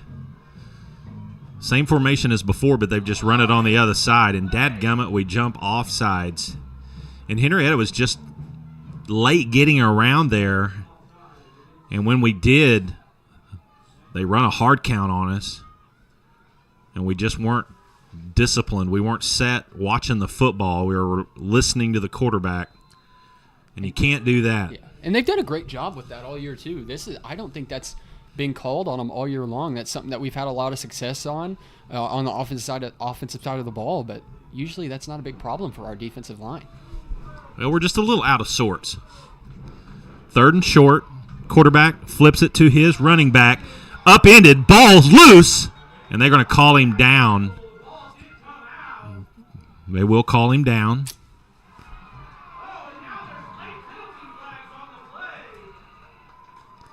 So this will be interesting. That's going to be after. It's going to be after the play. And Coach, we can, while this is all being sorted out, can take another look on this fumble here. Yeah, ground caused the fumble there. So good call by the official on the no fumble. But question is the original spot good for a first down? Dead ball, personal foul against Salina. But they did get a first down, so it will back them up 15 yards. So Salina will get a fresh set of downs, but the ball will be moved back to the 30 with 54 seconds to go. So unfortunate that Henryetta, well, we gave up the first down, so fortunate that we got the 15-yard to back them up, or else they've got the ball at the 45 with 54 seconds to go. Now keep your eye on that right there. Things are getting a little chippy out there. And those penalties, we've talked about it all year long when it came to this time of the year. Got to stay disciplined. Those will hurt you, and they will beat you. Quarterback back to pass. He's got pressure up the middle. That looked like a hold on 51. Taylor, nice job. And that is illegal in high school football. You can't hurdle a defender. But it's pretty cool. It is pretty cool, but it's a protection penalty or rule. And I don't think number 2 wrestles. I think he plays basketball because he had some hops right there. Yeah, but man, Bub talked a little bit about in his review. I'm sure he was drooling at the mouth for an opportunity to get a hit like that. And what's even crazier about that is hurdling a tackler is a personal foul penalty, 15 yards. So we just said it before, penalties. That's probably the only personal foul, coach, that'll earn you a scholarship. A good one, Jacob. 38 seconds to go. 1st and 25, handoff up the middle, and Salina's just going to try to – Henryetta probably going to try to call a timeout, maybe. Good job by the defense there. And Salina's going to let this thing run down probably and get to half. And as a defense, as you seniors, you got to start pumping up your defense because going into the locker room after a hit like that, letting them run the clock out, I mean, momentum is all on your side.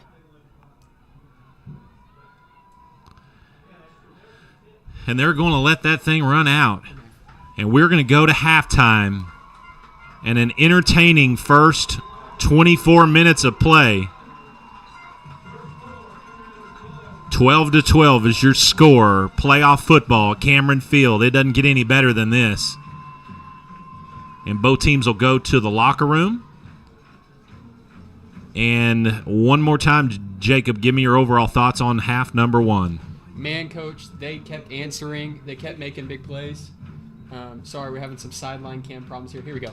Yeah, I'm really impressed. They kept answering. Also impressed with Salina and the way they're playing football. I mean, this quarterback, he's made some mistakes, some crucial mistakes with, 3 interceptions and a pick 6.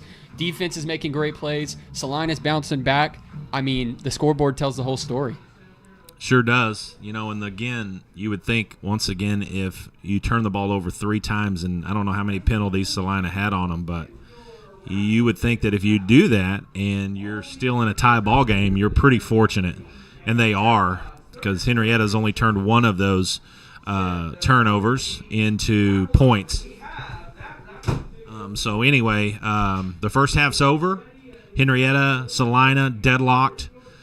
We will take a break to hear from all of our sponsors. We appreciate all of them. Appreciate the OSSAA allowing us and granting us approval for live streaming this first week. I know a lot of people couldn't make it to Henryetta tonight, so get on H-Town Facebook page, Night Vision, if you will, and drop us a line. Let us know that you're watching us and how you like our stream. This is our first year. Jacob, did you give your little line about how many days it was when we were in here? Oh, I did for a little bit. I kind of dropped it, but I was talking about Gavin. Yeah, 77 days ago we set up for a football game for the first time in this press box, and man, it's flew by. This is our 11th week, just our 10th game to do because we couldn't do Wilburton because we couldn't get set up over there.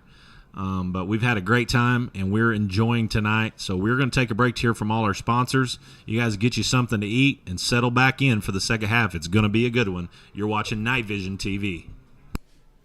Faith Church is a proud sponsor of the Henryetta Knights. Here's to a great season. And no matter what season of life you are in, Faith Church has something for you.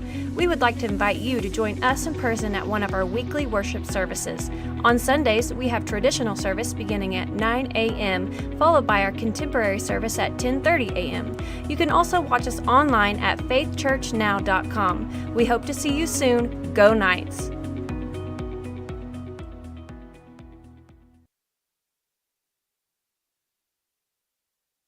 Night Vision TV would like to extend their sincerest appreciation to Love's Travel Stops for their generous donation to Henryetta Public Schools.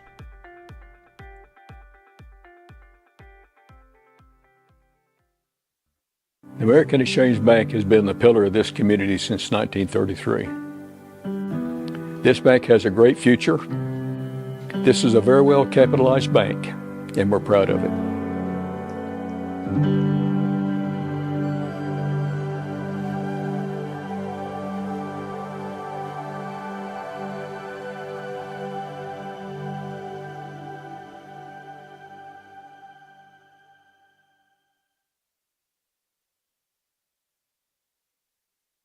Hometown Healthcare Solution is a family-owned and operated healthcare company.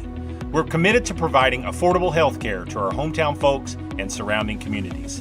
We offer standard urgent care visits as well as lab testing, x-rays, and minor procedures. We are an urgent care for all ages, and we offer primary care for adults and accept all insurances. Hometown Healthcare Solutions, located at 811 West Main right here in Henryetta, is open Monday through Thursday, 8:30 to 5, and Friday, 8:30 to 3.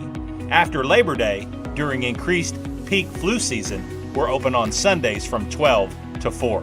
Give us a call, 918-319-5021, or just walk in and let us see how we can help you and your family. Hometown Healthcare Solutions, where our mission is to treat your family like our family. Farm Bureau Insurance takes pride in providing the best coverage possible to our clients and neighbors.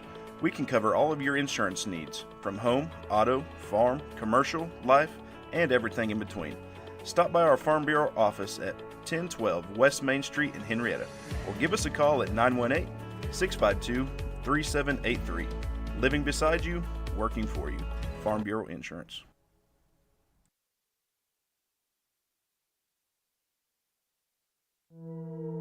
Digital Dilemmas presents The Basement Dweller. What lurks in the far corners of your basement? Reduced Wi-Fi coverage. Instead of having your router in the basement, it's actually better to place it in a central location on the main floor. If this isn't possible, a Wi-Fi extender can help to improve the signal throughout your house. Stay tuned for more Digital Dilemmas. Hello, Henryetta. Brad and Brian here with Love Ford. We are proud to showcase our town on our radio show Saturday mornings on the Sports Animal. And check out our podcast on YouTube. Brad, who's from Henryetta? 16-time world champion Jim Shoulders. Who else, Brad's from Henryetta? 3-time Super Bowl champion Troy Aikman. And your favorite actress from Henryetta, Brad? Miss Alice Ghostley. We have great deals, great service, and the Love 15-150. That's 15 years, 150,000-mile warranty on all new Fords, gas or diesel. And 7 years, 150,000 miles added on qualified pre-owns. So, Brian, the best place to buy a new car is Love Ford. Yep, right here in our town. Join us in supporting the Knights and come see us. Hey, don't forget me and Buddy. Never. Or visit iloveford.com. That's L-U-V, baby.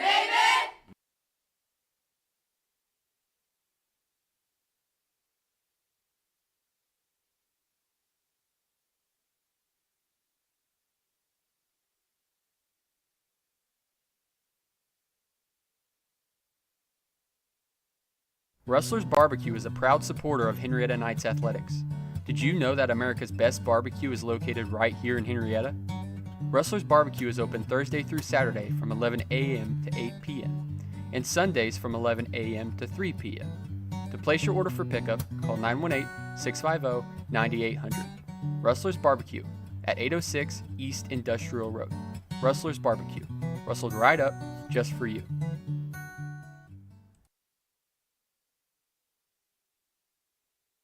Principal Design is your school bond and storm shelter expert. As a full-service architecture firm, they specialize in K-12 education and county municipal facilities. From long-range master plans to safety and security, you can expect from your architect at Principal Design, or by calling them at 405-615-3454. That's 405-615-3454 for Principal Design.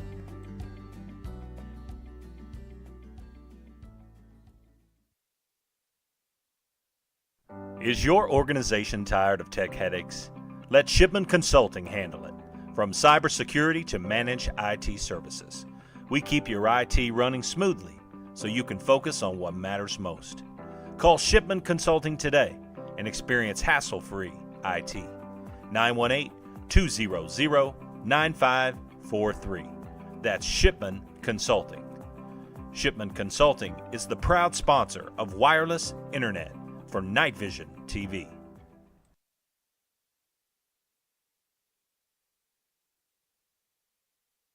Night Vision TV would like to extend their sincerest appreciation to Love's Travel Stops for their generous donation to Henryetta Public Schools.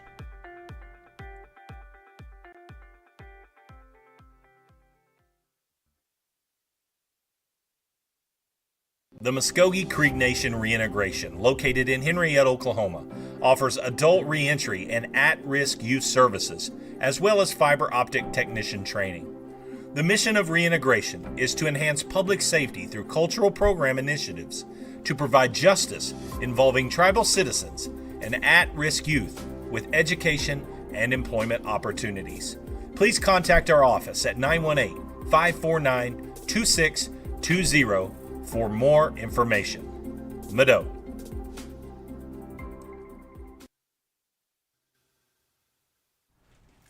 Faith Church is a proud sponsor of the Henryetta Knights. Here's to a great season. And no matter what season of life you are in, Faith Church has something for you. We would like to invite you to join us in person at one of our weekly worship services. On Sundays, we have traditional service beginning at 9 a.m., followed by our contemporary service at 10:30 a.m. You can also watch us online at faithchurchnow.com. We hope to see you soon. Go Knights!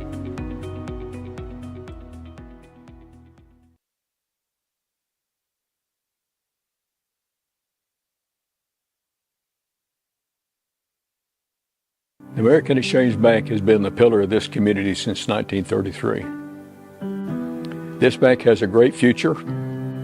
This is a very well capitalized bank, and we're proud of it.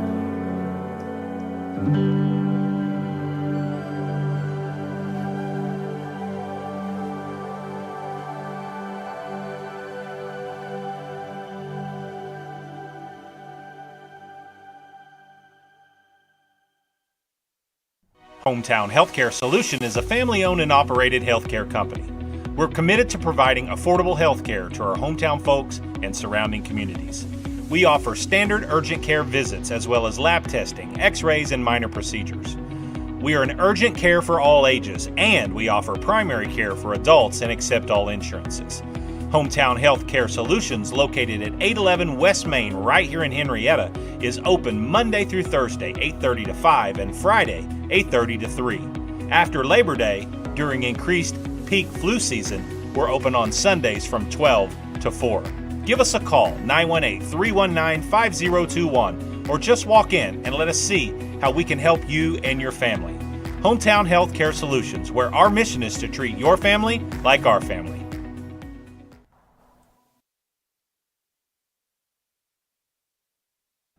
Farm Bureau Insurance takes pride in providing the best coverage possible to our clients and neighbors. We can cover all of your insurance needs, from home, auto, farm, commercial, life, and everything in between. Stop by our Farm Bureau office at 1012 West Main Street in Henryetta, or give us a call at 918-652-3783. Living beside you, working for you. Farm Bureau Insurance.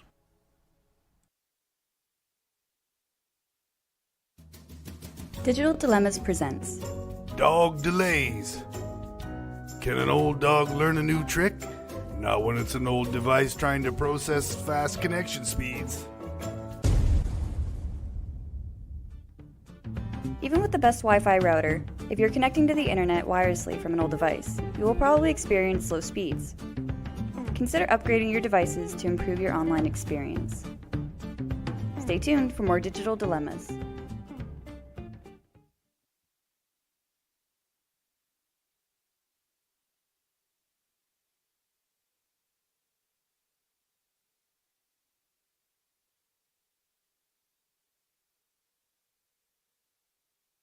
Hello, Henryetta. Brad and Brian here with Love Ford. We are proud to showcase our town on our radio show Saturday mornings on the Sports Animal. And check out our podcast on YouTube.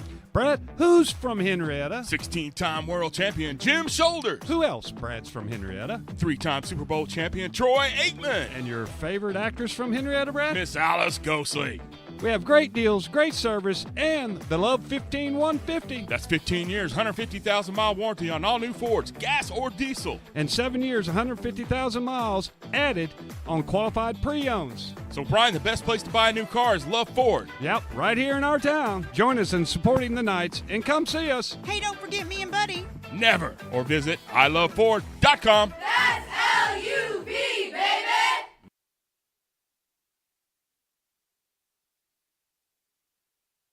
We watch Night Vision TV. We watch Night Vision TV. We watch Night Vision TV.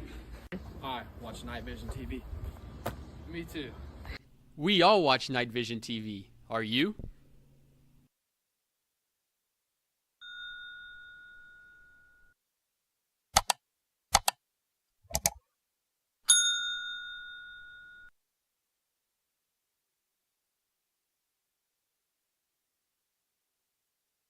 You are watching Night Vision TV, home of Henryetta Athletics, powered by Love Ford, right here in Henryetta.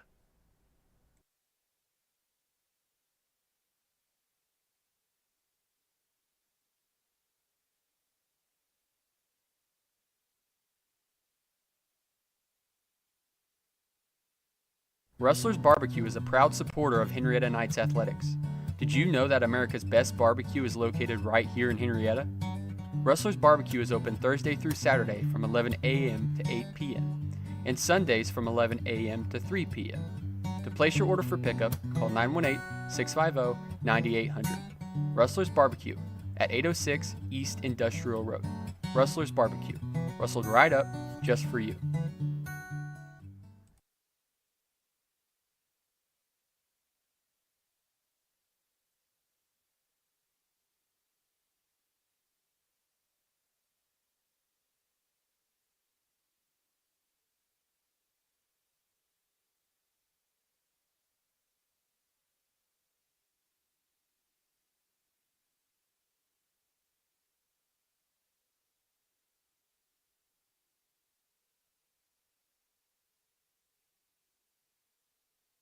Principal Design is your school bond and storm shelter expert. As a full-service architecture firm, they specialize in K-12 education and county municipal facilities. From long-range master plans to safety and security, you can expect from your architect at Principal Design, or by calling them at 405-615-3454.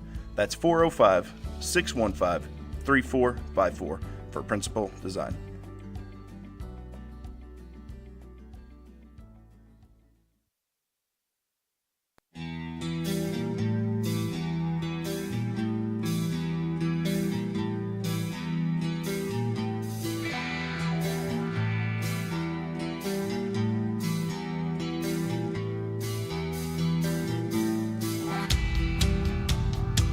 I'm ready.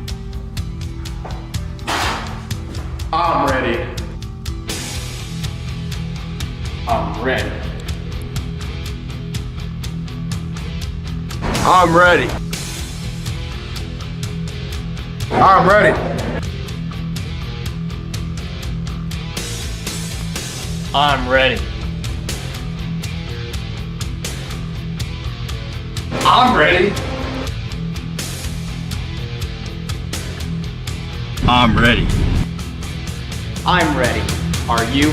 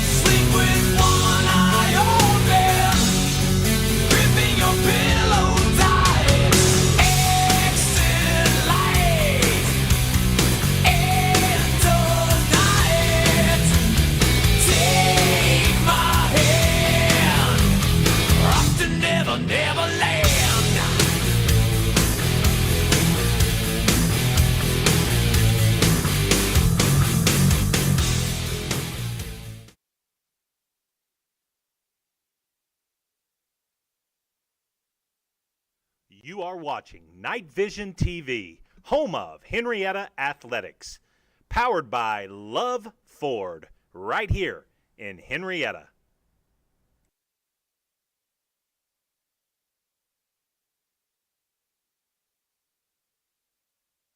Hello, Henryetta. Brad and Brian here with Love Ford. We are proud to showcase our town on our radio show Saturday mornings on the Sports Animal. And check out our podcast on YouTube. Brett, who's from Henryetta? 16-time world champion Jim Shoulders. Who else, Brett's from Henryetta? 3-time Super Bowl champion Troy Aikman. And your favorite actress from Henryetta, Brett? Miss Alice Ghostley. We have great deals, great service, and the Love 15-150. That's 15 years, 150,000-mile warranty on all new Fords, gas or diesel. And 7 years, 150,000 miles added on qualified pre-owns. So, Brian, the best place to buy a new car is Love Ford. Yep, right here in our town. Join us in supporting the Knights and come see us. Hey, don't forget me and Buddy. Never. Or visit iloveford.com. That's L-U-V, baby!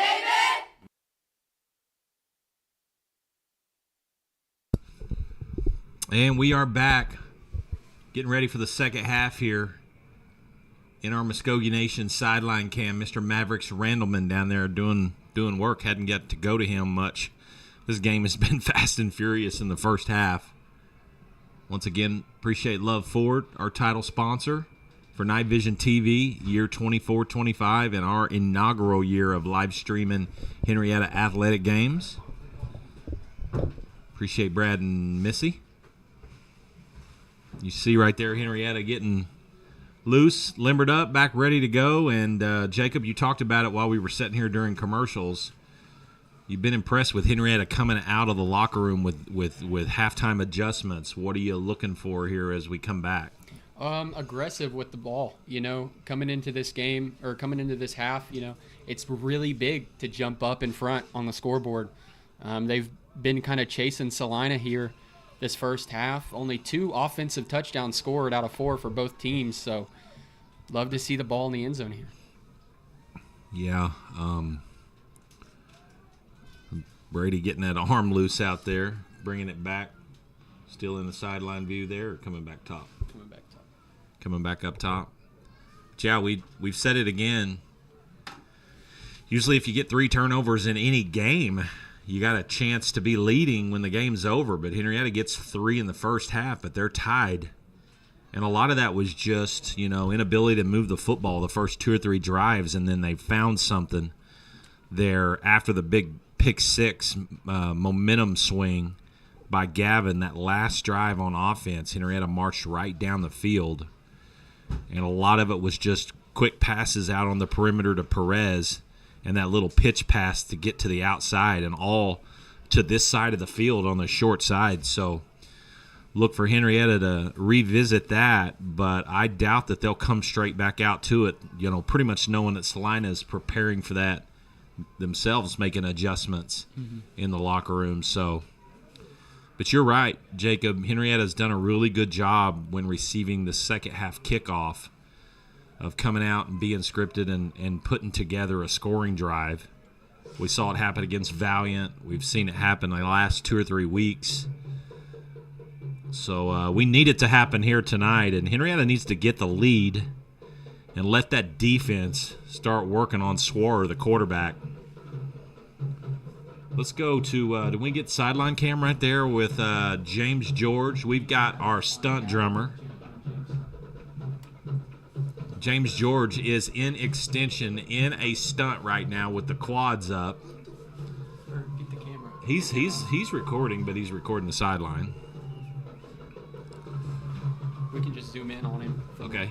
You see right there in our shot from the booth, Senior James George from the drum line and the entire Henryetta Night Brigade drum line. You can't hear it, I'm sure, but trust me, it sounds great.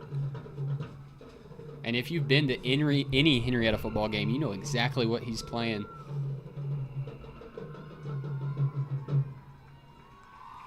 And I said it in the pep assembly today, most people can't do that while standing on the ground, let alone in full extension.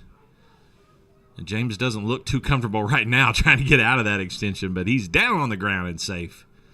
So hats off to the drum line. When they play, you listen.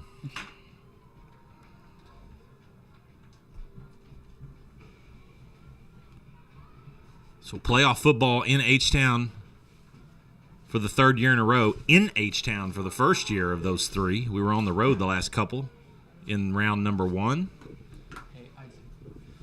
So it's nice to be in the home confines of Cameron Field here.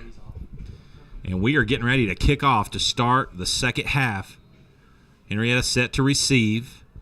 Salina's onside once. They kind of squib one down the middle. It's going to be picked up by running back Nathan White. Cutting back's got room. Look out. Good job there. Nice return, and he just comes up right on his head. But nice return out to the 43. And you like to see some of our dynamic ball carriers pick it up in the kick return game because those guys are a threat to take it to the house. So nice return there. Uh-oh. Where's the flag at? Oh, it's on the far side, which is a weird spot for a flag to be. Ball was over here on this side.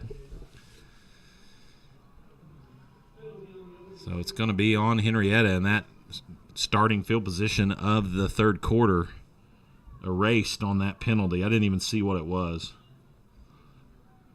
That's one thing I love, though. When Taylor picks up that speed, he's just so much fun to watch. Just about every time he runs the ball, it's a clip waiting to happen.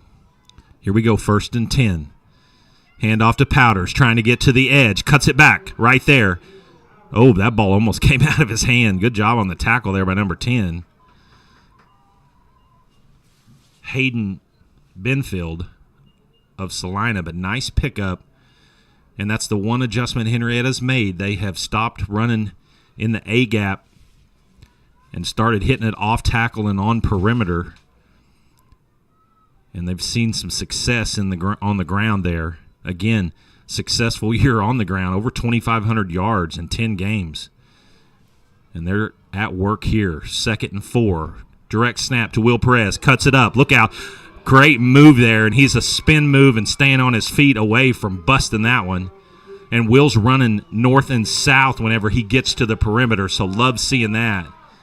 And this Henryetta offense, led by Coach McGill, has found a weakness in the Salina defense, and they are attacking it just about every single play. They sure are. They ran to the left side of the line in the second quarter, and we're attacking the right side here. But Will is looking really quick. Jason next to Brady in the gun. Will in motion. Pass. Just outstretched arms or fingers there of Mr. Perez. You can just tell we're trying to get Will the ball in space. He's done a great job. If he can just get a yard or two on the defender, he's hard to tackle. We've seen it over and over again. He's just it's a tough guy to bring down. And like you said last game, he's a lot quicker than what he was at the beginning of the year. And that's something that he had made very clear to when we were on the sidelines for the scrimmage is he got the ball in open field and was like, man, I'm a lot slower than I was last year. So I'm sure that's something he's definitely worked on. 2nd and 10. Pitch pass to Will, running to the short side like we did in the second quarter. He's run out of bounds. He's going to pick up, if any, one. So 3rd and long. 3rd and 9, we'll call it. And haven't really had any success on this 3rd and long, so I'm excited to see what McGill calls here. So we tried to kind of go off schedule there on 1st down and run the little play action flat pass to Will, but when you don't catch it and you're in 2nd and 10, it puts you in a tough spot. Now we're 3rd and 9 on our side of the 50. Big play right here early in the second half. Fake, Brady looking, trying to find Bub Miller down the middle, and it is knocked away. He had a half a step, but Brady just needed to lead him a little bit further. But Salina doing a good job of sticking with him and knocking that thing out. That ball was bouncing around between them both. Could have easily came up in Bub's hands, but it doesn't. Falls incomplete. Clock stops 9:50 to go in the third quarter. Henryetta looks like we'll punt. 4th and 9.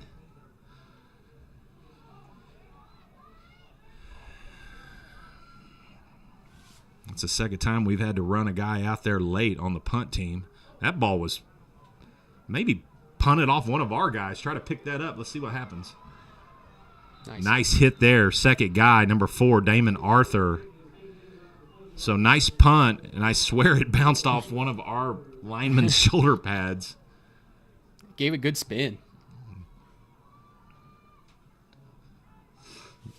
think it was Tucker McManus was looking around like, that ball hit me, or something hit me. So Salina, with a defensive stop there on the first drive, will set up at their own 21, 1st and 10. So Henrietta's defense needs to respond right here and get the ball back to the offense. Hand off to Hawk on the right side. 51, Taylor Hamrick right there. Stands him up. You want to talk about wrestlers, coach. Wrestling school. Taylor's trying to go all the way this year in wrestling. And, that's right. Yeah. And, I saw some guys on the sideline there from Salina kind of upset that Taylor threw him down, but, the whistle didn't blow until after he had already thrown him on the ground. I'm surprised he picked up a yard on that. Didn't look like he got to the line of scrimmage, but tough angle for us here. 2nd and 9, or we'll call it a long 8.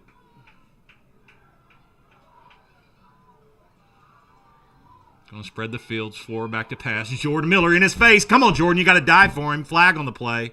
Swore gets rid of it. And this is over towards Nady. I'm not so sure this is going to be on us.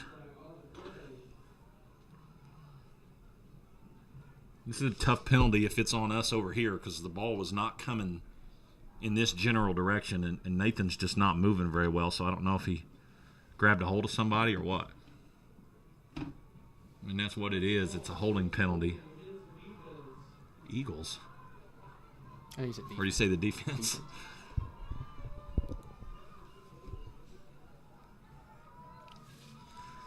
So I think Nakona's going to have to step up right here. Nathan just is nursing that ankle that he rolled up in the first quarter. So 1st and 10 on the penalty. Hand off to Hawk. Loses his footing right there. So he's going to lose 2 on the play. So good break there for Henryetta. And I'm going to call it right now. 52 up front, 30, 51, 44. This game is going to be won by those guys standing up and having a big second half.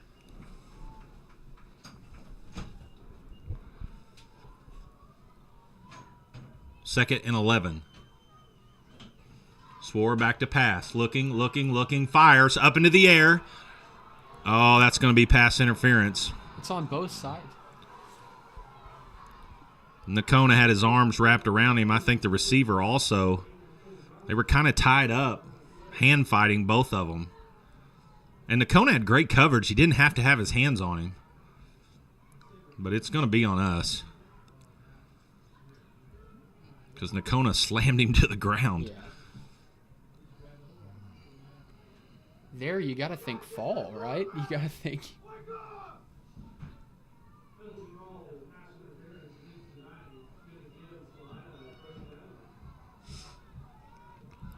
So another first down penalty.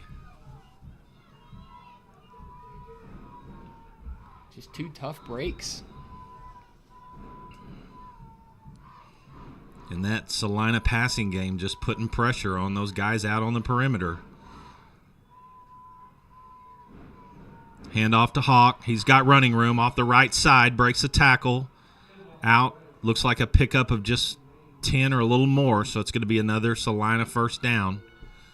And here comes tempo.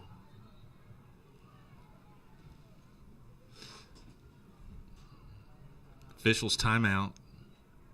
I'm not sure why. They're trying to determine whether it's a first down. And I'm just going to tell you, a team that can run tempo like that is a very well-coached football team because their whole offense is trained on specific plays. Mm-hmm. It's going to be short. When you get linemen and everybody running straight to the ball, the lineup, that is preparation at its finest.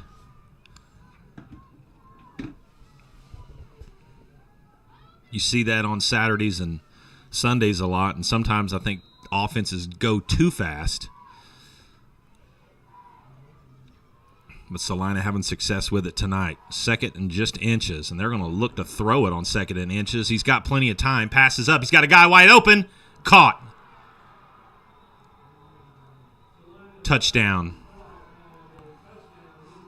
Just no pressure right there on Swarer, who just had all the time in the world to set his feet and hit his guy in stride down the sideline. And what a throw and catch.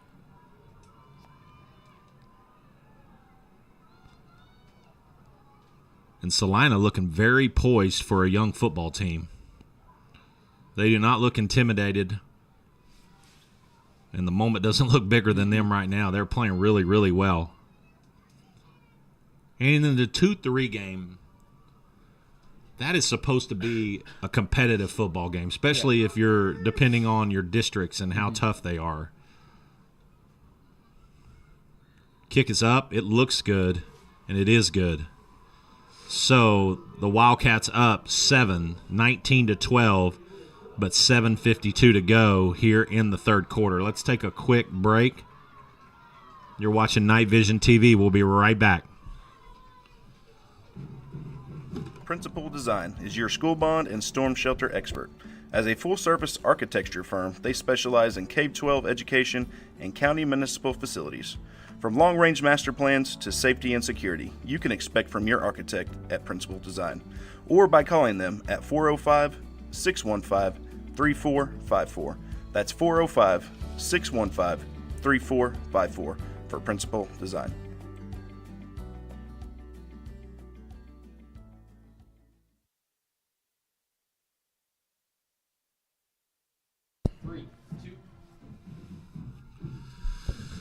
So Rally hats on in the Night Vision booth.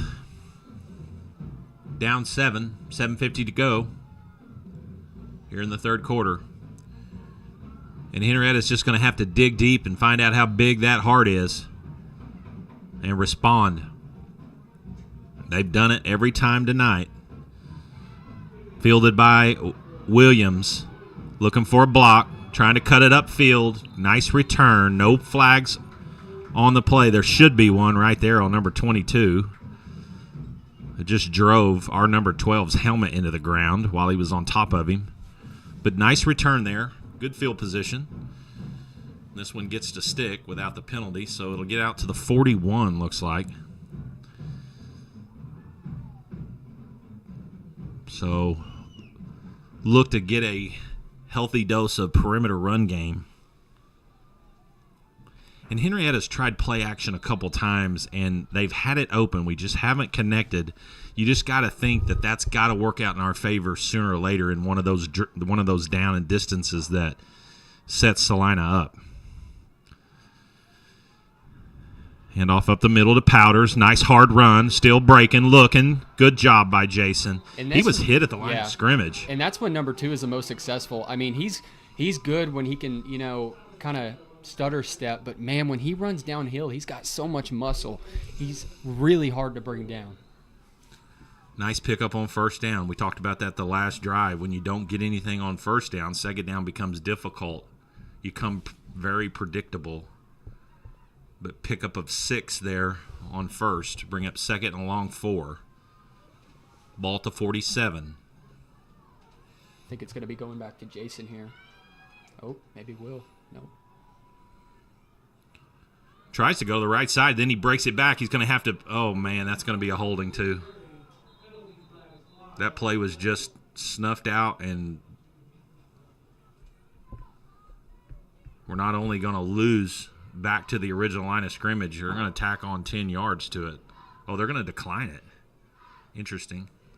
Make it third and long instead of second and long. Yeah. This is a big play here by Henrietta. They're Huge third down. And we talked about down and distance for play action. This isn't it. Because Salina's looking pass. But it's a great down and distance for screen. Well, you got to think Salina's going to be sending some pressure here. Yeah, looking at their outside linebackers, it's not looking like they are going to drop back into coverage. Looking for Bub Miller. He's wide open over here. Brady's got to see him, and he's tackled. And Bub is wide open. And I'm pretty sure that was the intended route, but Brady just had pressure in his face. And Salina holds. So Henrietta's defense is going to have to rise up.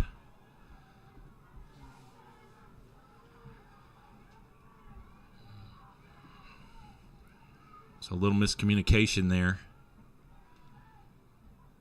Blaze Hill on to punt. Salina already with a punt return touchdown. And it was an electric one. Blaze Hill smartly angles that one away from that young man out at the 30-yard line. So good job by Blaze there to flip it over. Not terrible field position for Salina, but... And this is kind of a dangerous moment here in the game for Henryetta. They need another big turnover or a quick 3 and out. And that last drive, it just kind of, that misdirection changed like almost a mini reverse with Jason. Just got blown up on the left side of the offensive line. So 1st and 10, Salina. Hand off to Hawk up the middle. He's hit hard but keeps his legs churning. Good job, 44, James Bub Miller on the stop there. Hit him at the line of scrimmage, but Hawk did a good job of absorbing that blow and falling forward, running behind his pads nicely there. 2nd and 9. 5:30 to go in the third quarter. Hawk out of the game. This has been handoff up the middle, and he swallowed a big hit. Bub Miller right there again, and he had company, 51 and 30. Taylor Hamrick and Jason Scott, 3 seniors. Nice play there, and quickly Henrietta's defense running that motor up a little bit. And we're in a passing down here, so we got to be smart on the outside. 3rd and 8. Trying to draw us off to get more manageable. Good job by the Henryetta defense, not jumping off that time.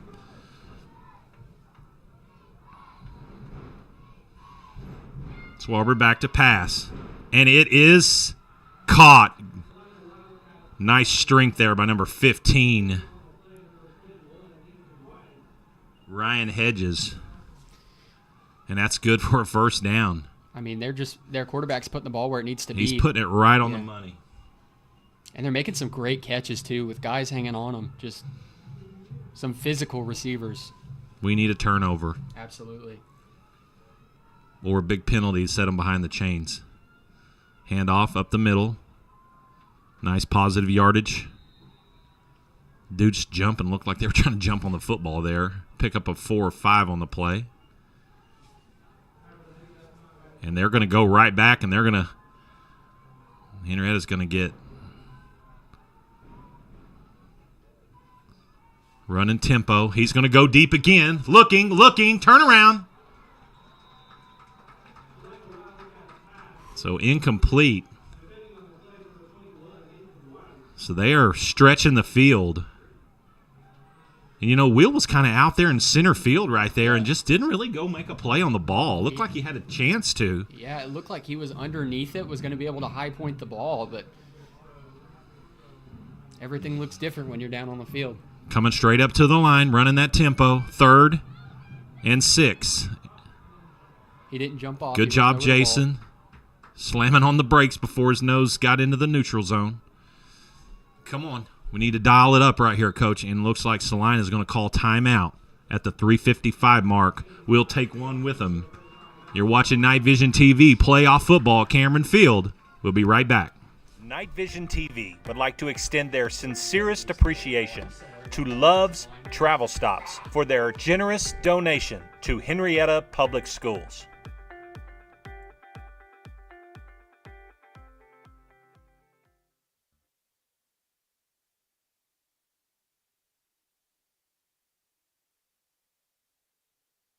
The Muskogee Creek Nation Reintegration, located in Henryetta, Oklahoma, offers adult reentry and at-risk youth services, as well as fiber optic technician training.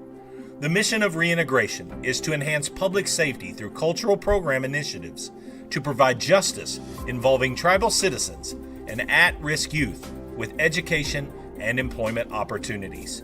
Please contact our office at 918-549-2620 for more information. Mado.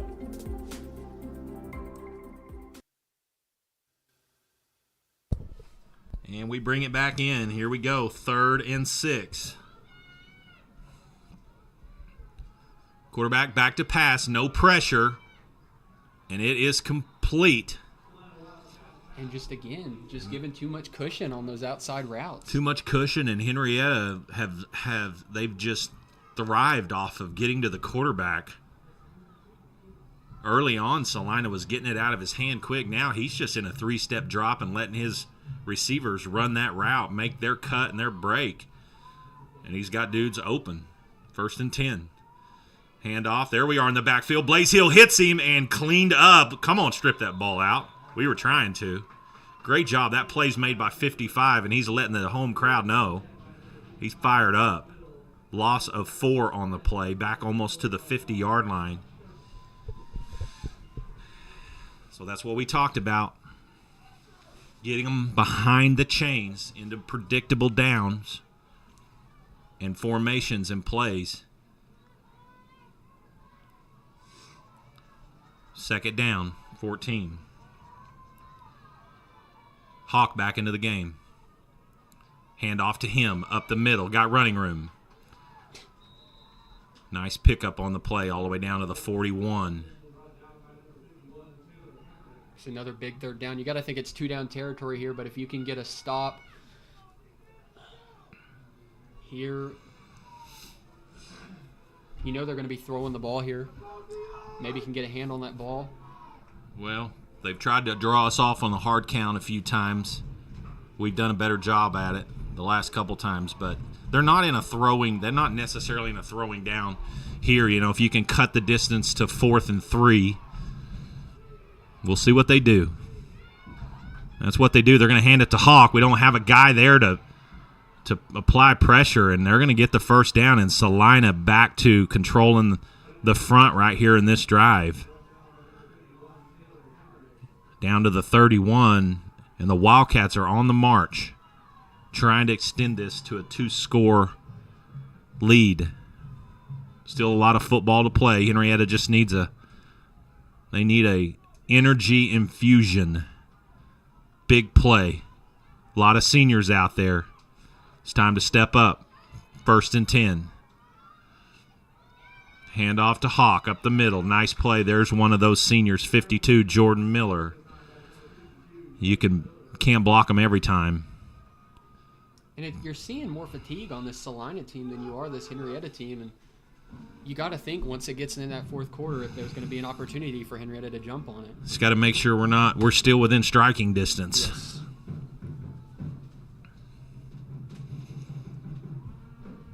I will give the quarterback credit. His throws have been more on the money instead of, over his targets, which led to those interceptions. Gavin's given a bunch up over on that side. Quarterback hands off to Hawk, cuts it back. He breaks a tackle, and you just don't get through tackles of number 51 very often. But he did. Good, strong run.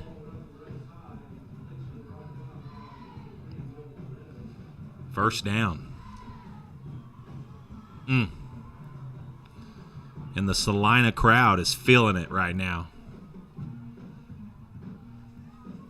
Well, this Salina offense has got it rolling. They've got it figured out. The misdirection on this handoff, and then anytime they've had a situation where they've had to put the ball in the air, they've done a good job of finding open receivers and putting the ball where it needs to be. Handoff up the middle, number 5, breaks a couple tackles. He's still churning, whistles blowing, all the way down to the 14-yard line. Another positive pickup on 1st down. And you got to think that's going to be the last play of the 3rd quarter. Yes, definitely. Which a whole quarter to play, but if you take it to 2 scores with a quarter left, Henrietta's going to have to do something quick. And you got to have you got to stand up this Henryetta crowd here. Give your boys some juice. We're going to hang right here to this break, and that's what the Henryetta crowd's doing. And for a playoff game, it's been, other than the big plays by Henryetta, it's been a little subdued at times. Mm-hmm. Of course, when Salina's controlling the ball and driving down the field, there's not that much to cheer and yell about. And we talked about them being a 3 seed, but I'm going to tell you, just watching this Salina team tonight, I don't know how they played all year long. They've lost 4 football games, 2 of them in district play, but they look like a football team that most definitely, if we switch places in districts, they're probably the 2 seed in this district as well. Yeah. They remind me a little bit of Valiant, the way they played in the third quarter, but throw the football much better. Mm-hmm. Well, here we go. This is hold up your fours. This is a huge, huge moment for these seniors. Their whole football careers have led up to this moment right here.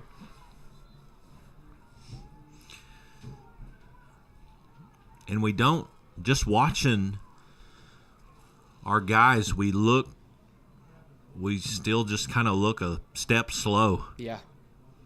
We don't really have that energy that we've seen them play with the last 3 weeks. 2nd and 4. Hand off to Hawk. He's got blockers. Runs into one of them.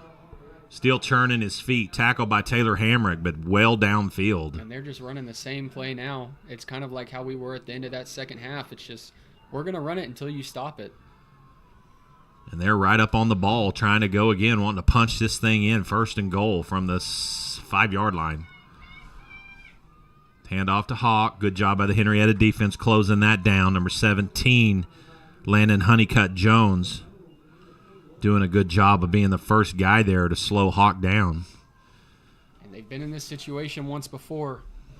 Had a lot of success with the short field, and just Salina literally by the fingertips scores. So 2nd and goal. Henryetta running Hazen Dudley in there at nose guard. Direct snap to the quarterback. He is hit. I'm not sure what he was doing. I would have liked to see him trying to hurdle us again. We'll take 15-yard penalty. He's going to lose yardage right there. So we've seen this again. Henryetta, when their back's against the wall in that 1st and goal situation, last time this happened, took them all the way down to 4th and goal, and then Taylor looks slow to get up. He's not moving good. He's going to have to come off the field. Or is he cramping? Come on, Taylor. Gut this out, buddy. Gut this out. 3rd and goal. Motion. Runs it back. Hand off to Hawk. Up the middle. Good job right there. And guess who? 51 and 72. Hazen Dudley. And Taylor is not in a good way right now. Yep, and look at the Salina guy stretching his leg. That's one thing, Coach. I know it was a little bit chippy, but I've seen it, and I've seen our guys too. Look at him. That's legit. Tater over there too. It was a big 3rd down. Salina receiver catches it on Tater, and what does Taylor do? He picks him up, and it looked like he's telling him, "Hey, man, great catch." I mean, there's what's the saying? Game respects game. You're seeing it here. 51 has been a force. He's in the top 5 in tackles in the state of all classes, according to Max Preps.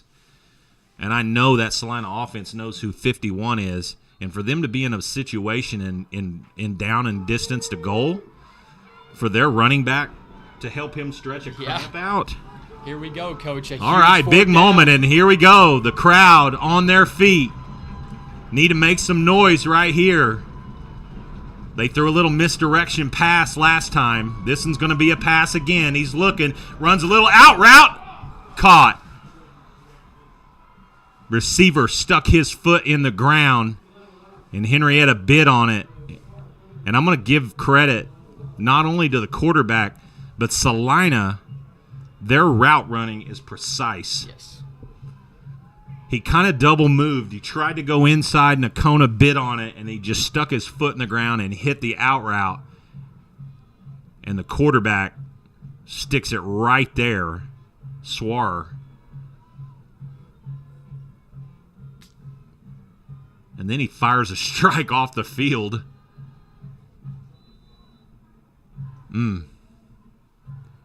Twice now, Salina punches it in on 4th and goal. Kick is up, and it's good. And Henryetta officially backs are flat against the wall. Be interesting to see right here how we come off the sideline.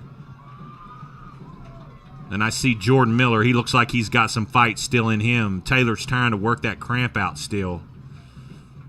And the only way you're going to come back and have a chance to win this football game is you just got to decide. Jacob, you said this exact thing. What do you say to your team in the Valiant game whenever Valiant ran off 28 in a row?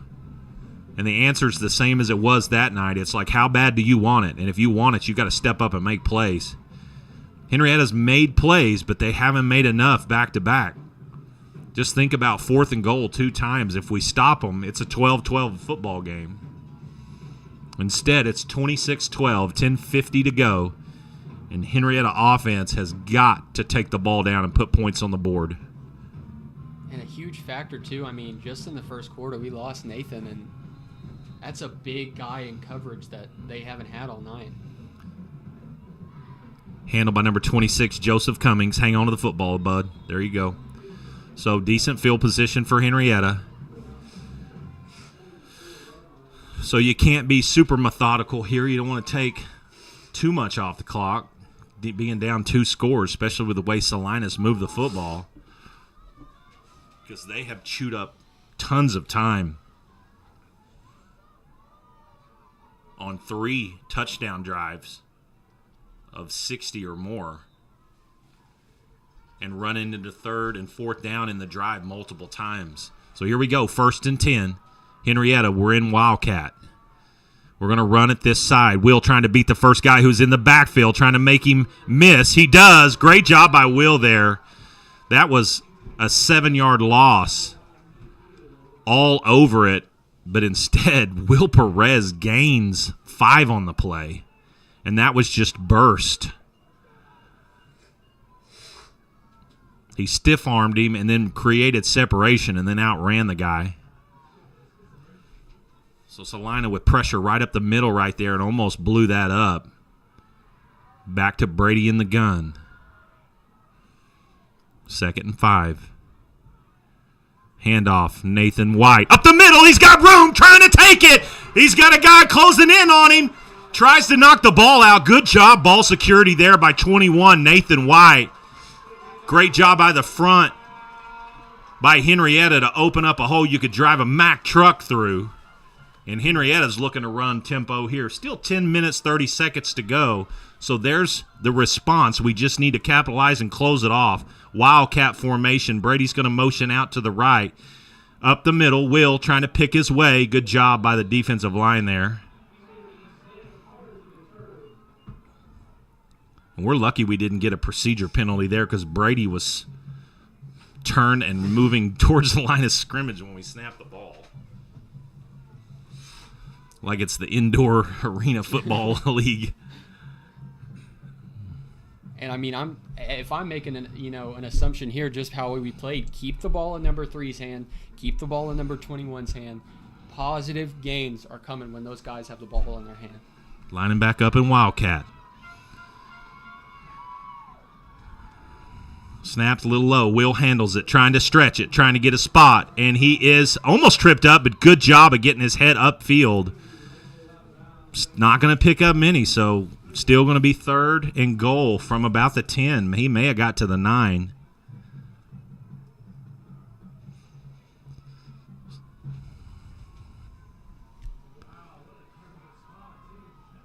Man. He did get out of bounds, so it stops the clock. So that is the good thing about that play. Obviously, 4-down territory, so 2 plays here to get it in the end zone. Henrietta going to have to come up with a big play here. We got slant route here to Gavin if can do it. Nathan White stopped.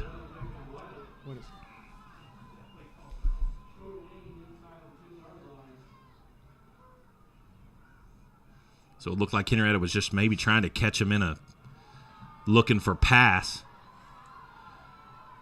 And that's what we're going to have to do here. So up front, we're going to have to handle him. Give Brady the time he needs.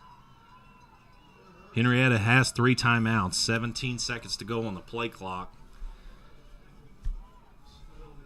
So obviously it's not over if we don't score, but it gets really difficult to find 2 more possessions after this one.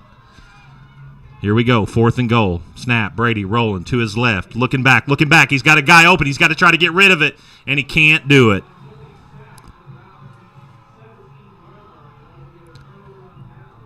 And Henryetta just, once again, up front in those big downs, just getting whipped on the line of scrimmage by the Salina front, and they're playing hard. And with all the momentum now, 8:40 to go, Henryetta down 26-12. Man, Tater breaks that run right there, and you think he's going to go all the way and score.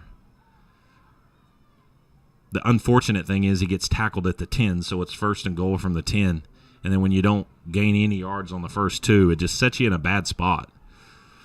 But either way, you can lay down and go to basketball, or you can step up right here and try to get a turnover or get the ball back. Handoff to Hawk up the middle, tripped up.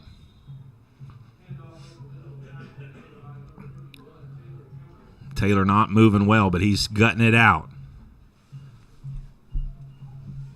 Just got to forget about it and just play. I know it's easy for me to say sitting up here in the booth.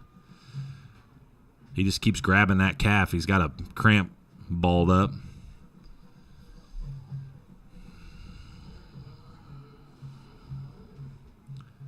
And now we've seen that tempo from Salina come crashing to an almost halt. They're going to run every bit of time. Just a well-coached offense right here. Hand off to Hawk. Stretches it. Still running. Doing a good job of keeping his feet. Man, he's going to pick up 7 on the play.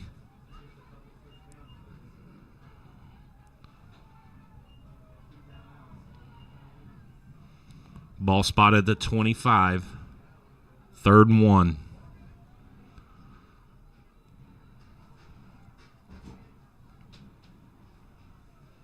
$7:28 to go. Clock getting to be serious issue, especially with us not having the ball in our hands.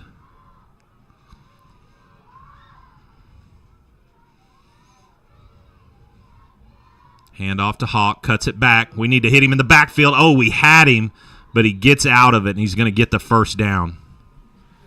Gaxiola had his hands on him in the backfield for a 2-yard loss. But old Red Sox is just running hard.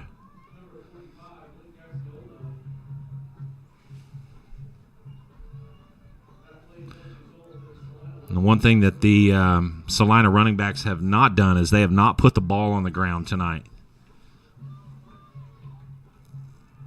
And I say that because I sit home and watch games like this on my couch all the time, and every time an announcer says something like that, they fumble on the next play. I'm trying to will it to happen here. Hand off. Hawk up the middle. Hangs on to it. Still running. So that didn't work. Lucky that wasn't a late hit penalty right there, and he's flexing. And every right to do so. Ball out to the 35. Pickup of 7 on the play.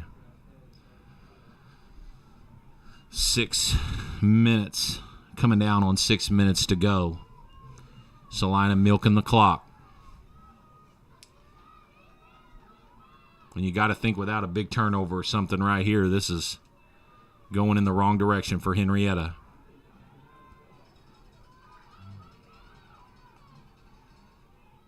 Handoff up the middle. Hole. First down to the 39.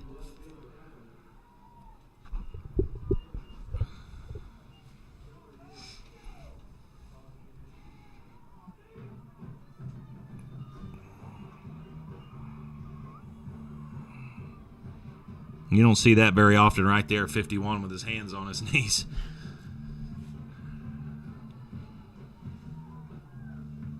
Clock counting, 5:30.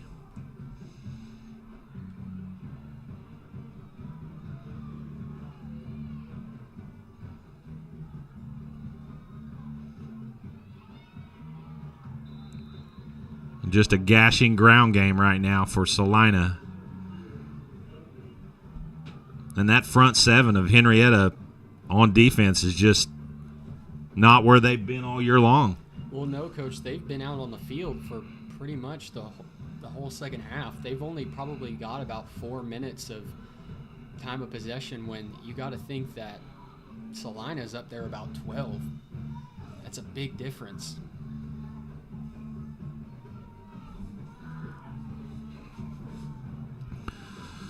Second and 4. Hand off to Hawk, up the middle. 1 yard gain. And just look at that right there. Bub Miller is 15 yards down the field with an offensive lineman on him. You know, you talked about that in the pregame, that Henrietta's defense is designed to open it up for the linebackers, and right now they're winning their one-on-one battles with the front three, and the other linemen are getting downfield and getting pads on our linebackers, and it's just making them impossible to step up and make tackles in the hole. Hand off to Hawk right there. Jordan Miller's close, but he's going to be right at the line to gain, and he's going to have a first down. And this game is being salted away by Salina's offense. Referees are going to measure. And I don't know. It looked like the original spot was good, but the ball was marked about half a just short of the 49. I think he's going to have it by half a football. No. It's so close they're trying to figure it out. Oh, my goodness. 3 inches. Well, 4th down. And at midfield, up 2 with 3:30 to go. Salina's going to go for this. You know they are. Yeah. And you got to think Henrietta just stack the box as much as possible here. I'd almost like to see us call timeout, give our guys a chance to catch our breath right here and just load it up and come with everything you've got and hope to blitz in the right gap. And Salina, they're going to run this thing down, maybe down to 1 second, and probably call timeout if they don't try to draw us off sides. Just, again, can't say enough. I'm impressed with their discipline. Get out of the huddle quick. Here we go. Watch the football. And they take it down to 1 and call timeout. So, Henrietta, life support right now, guys. This is... And we just see a lot of heads hanging in our huddle. And the biggest issue now is not only are they 4th and about 2 inches, and not only is there only 3 minutes to go in the game, but Henrietta's down 2 possessions. So they have to have a stop on this play to have any chance, I would say. I mean, Henrietta has 3 timeouts, but you start thinking about it, and 2 first downs could probably end up with Salina in victory formation here. It's a huge, huge play here. Defense has to really step up.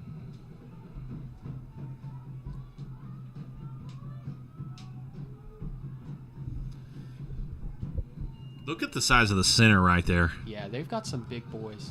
We got to win our battles up front right here. Here we go. 4th and inches. That looked like early movement. And not only is he going to get the first down, he guts us.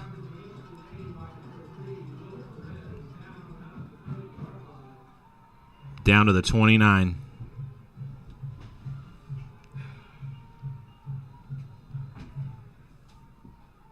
And Salina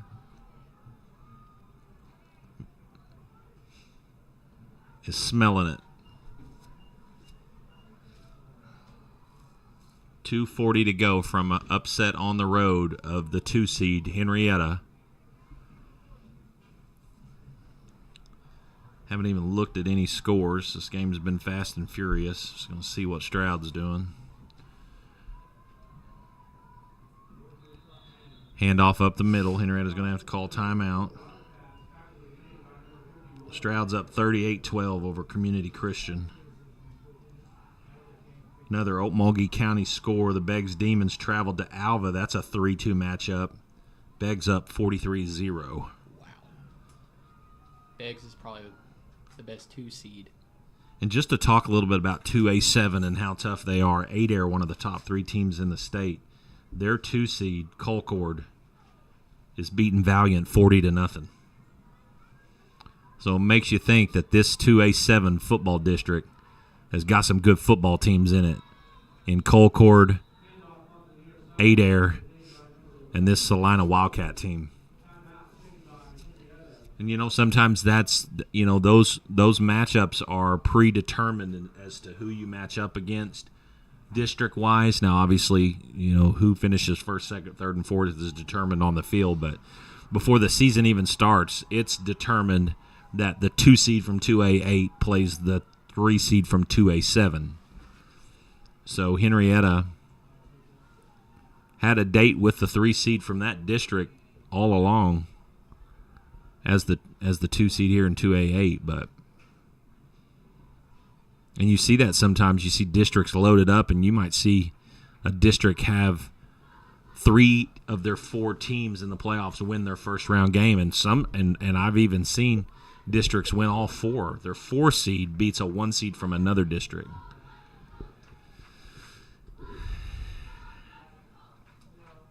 Holdenville leads 38-14. Former Henryetta coach Darren Johnson, defensive coordinator at Holdenville. Shout out to him. His team is 10-0. And it looks like they're going to move to 11-0 over Luther, 38-14. Vian over Kansas, 31-7.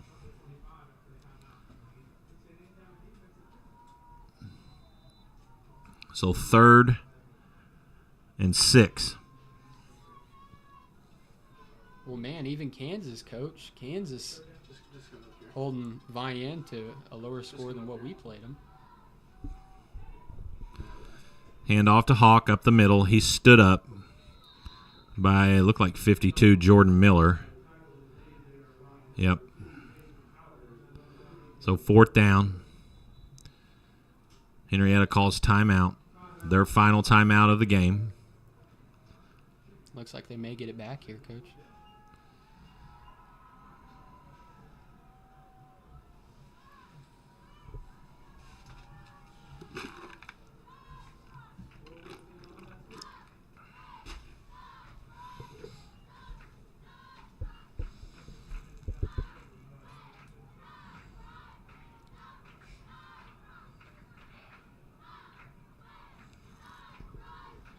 Obviously didn't want to see Henrietta's season come to an end in round 1 of the playoffs. And it's sure looking that way right now, barring a miracle. But regardless, this football team has had a great year, finishing 8-2 in the regular season. And a loss here would make them 8-3, but we mentioned at the PEP Assembly 111 years of football at Henryetta, and there's only been 14 8-win teams. And again, this night squad's only the 4th team to host a playoff game.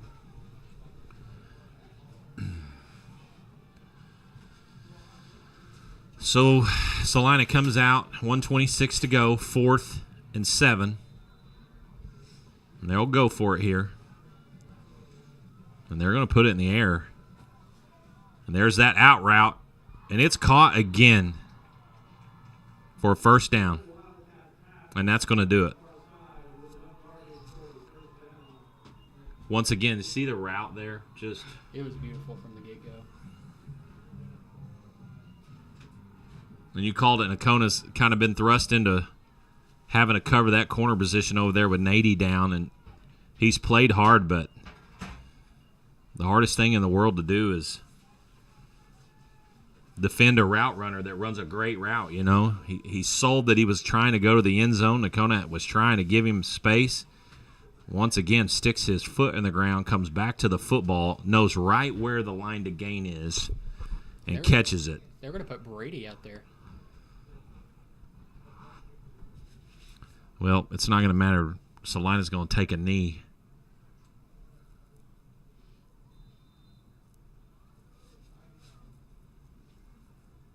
barring something really crazy.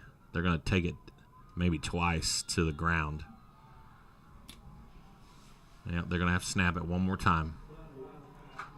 When they're one snap away from coming in here to Cameron Field and stealing one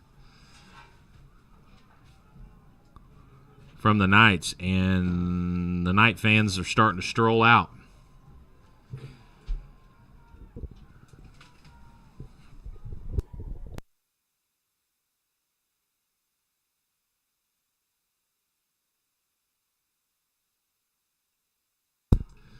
And here we go, coming back, clock running. They're going to take it down to 1.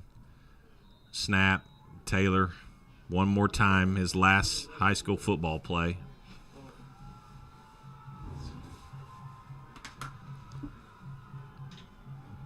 And he shakes the quarterback's hand.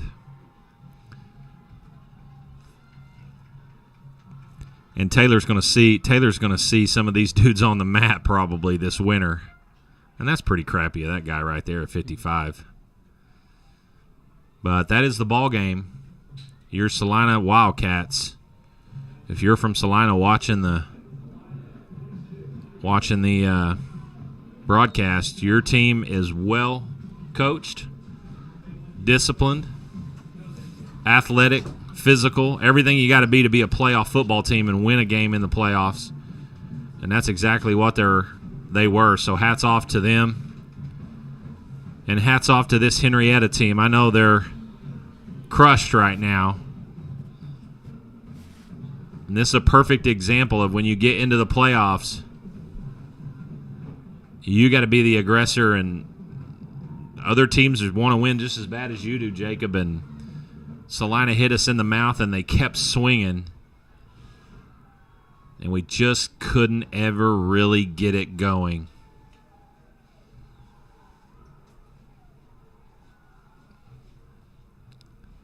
And, man, Coach, what a season.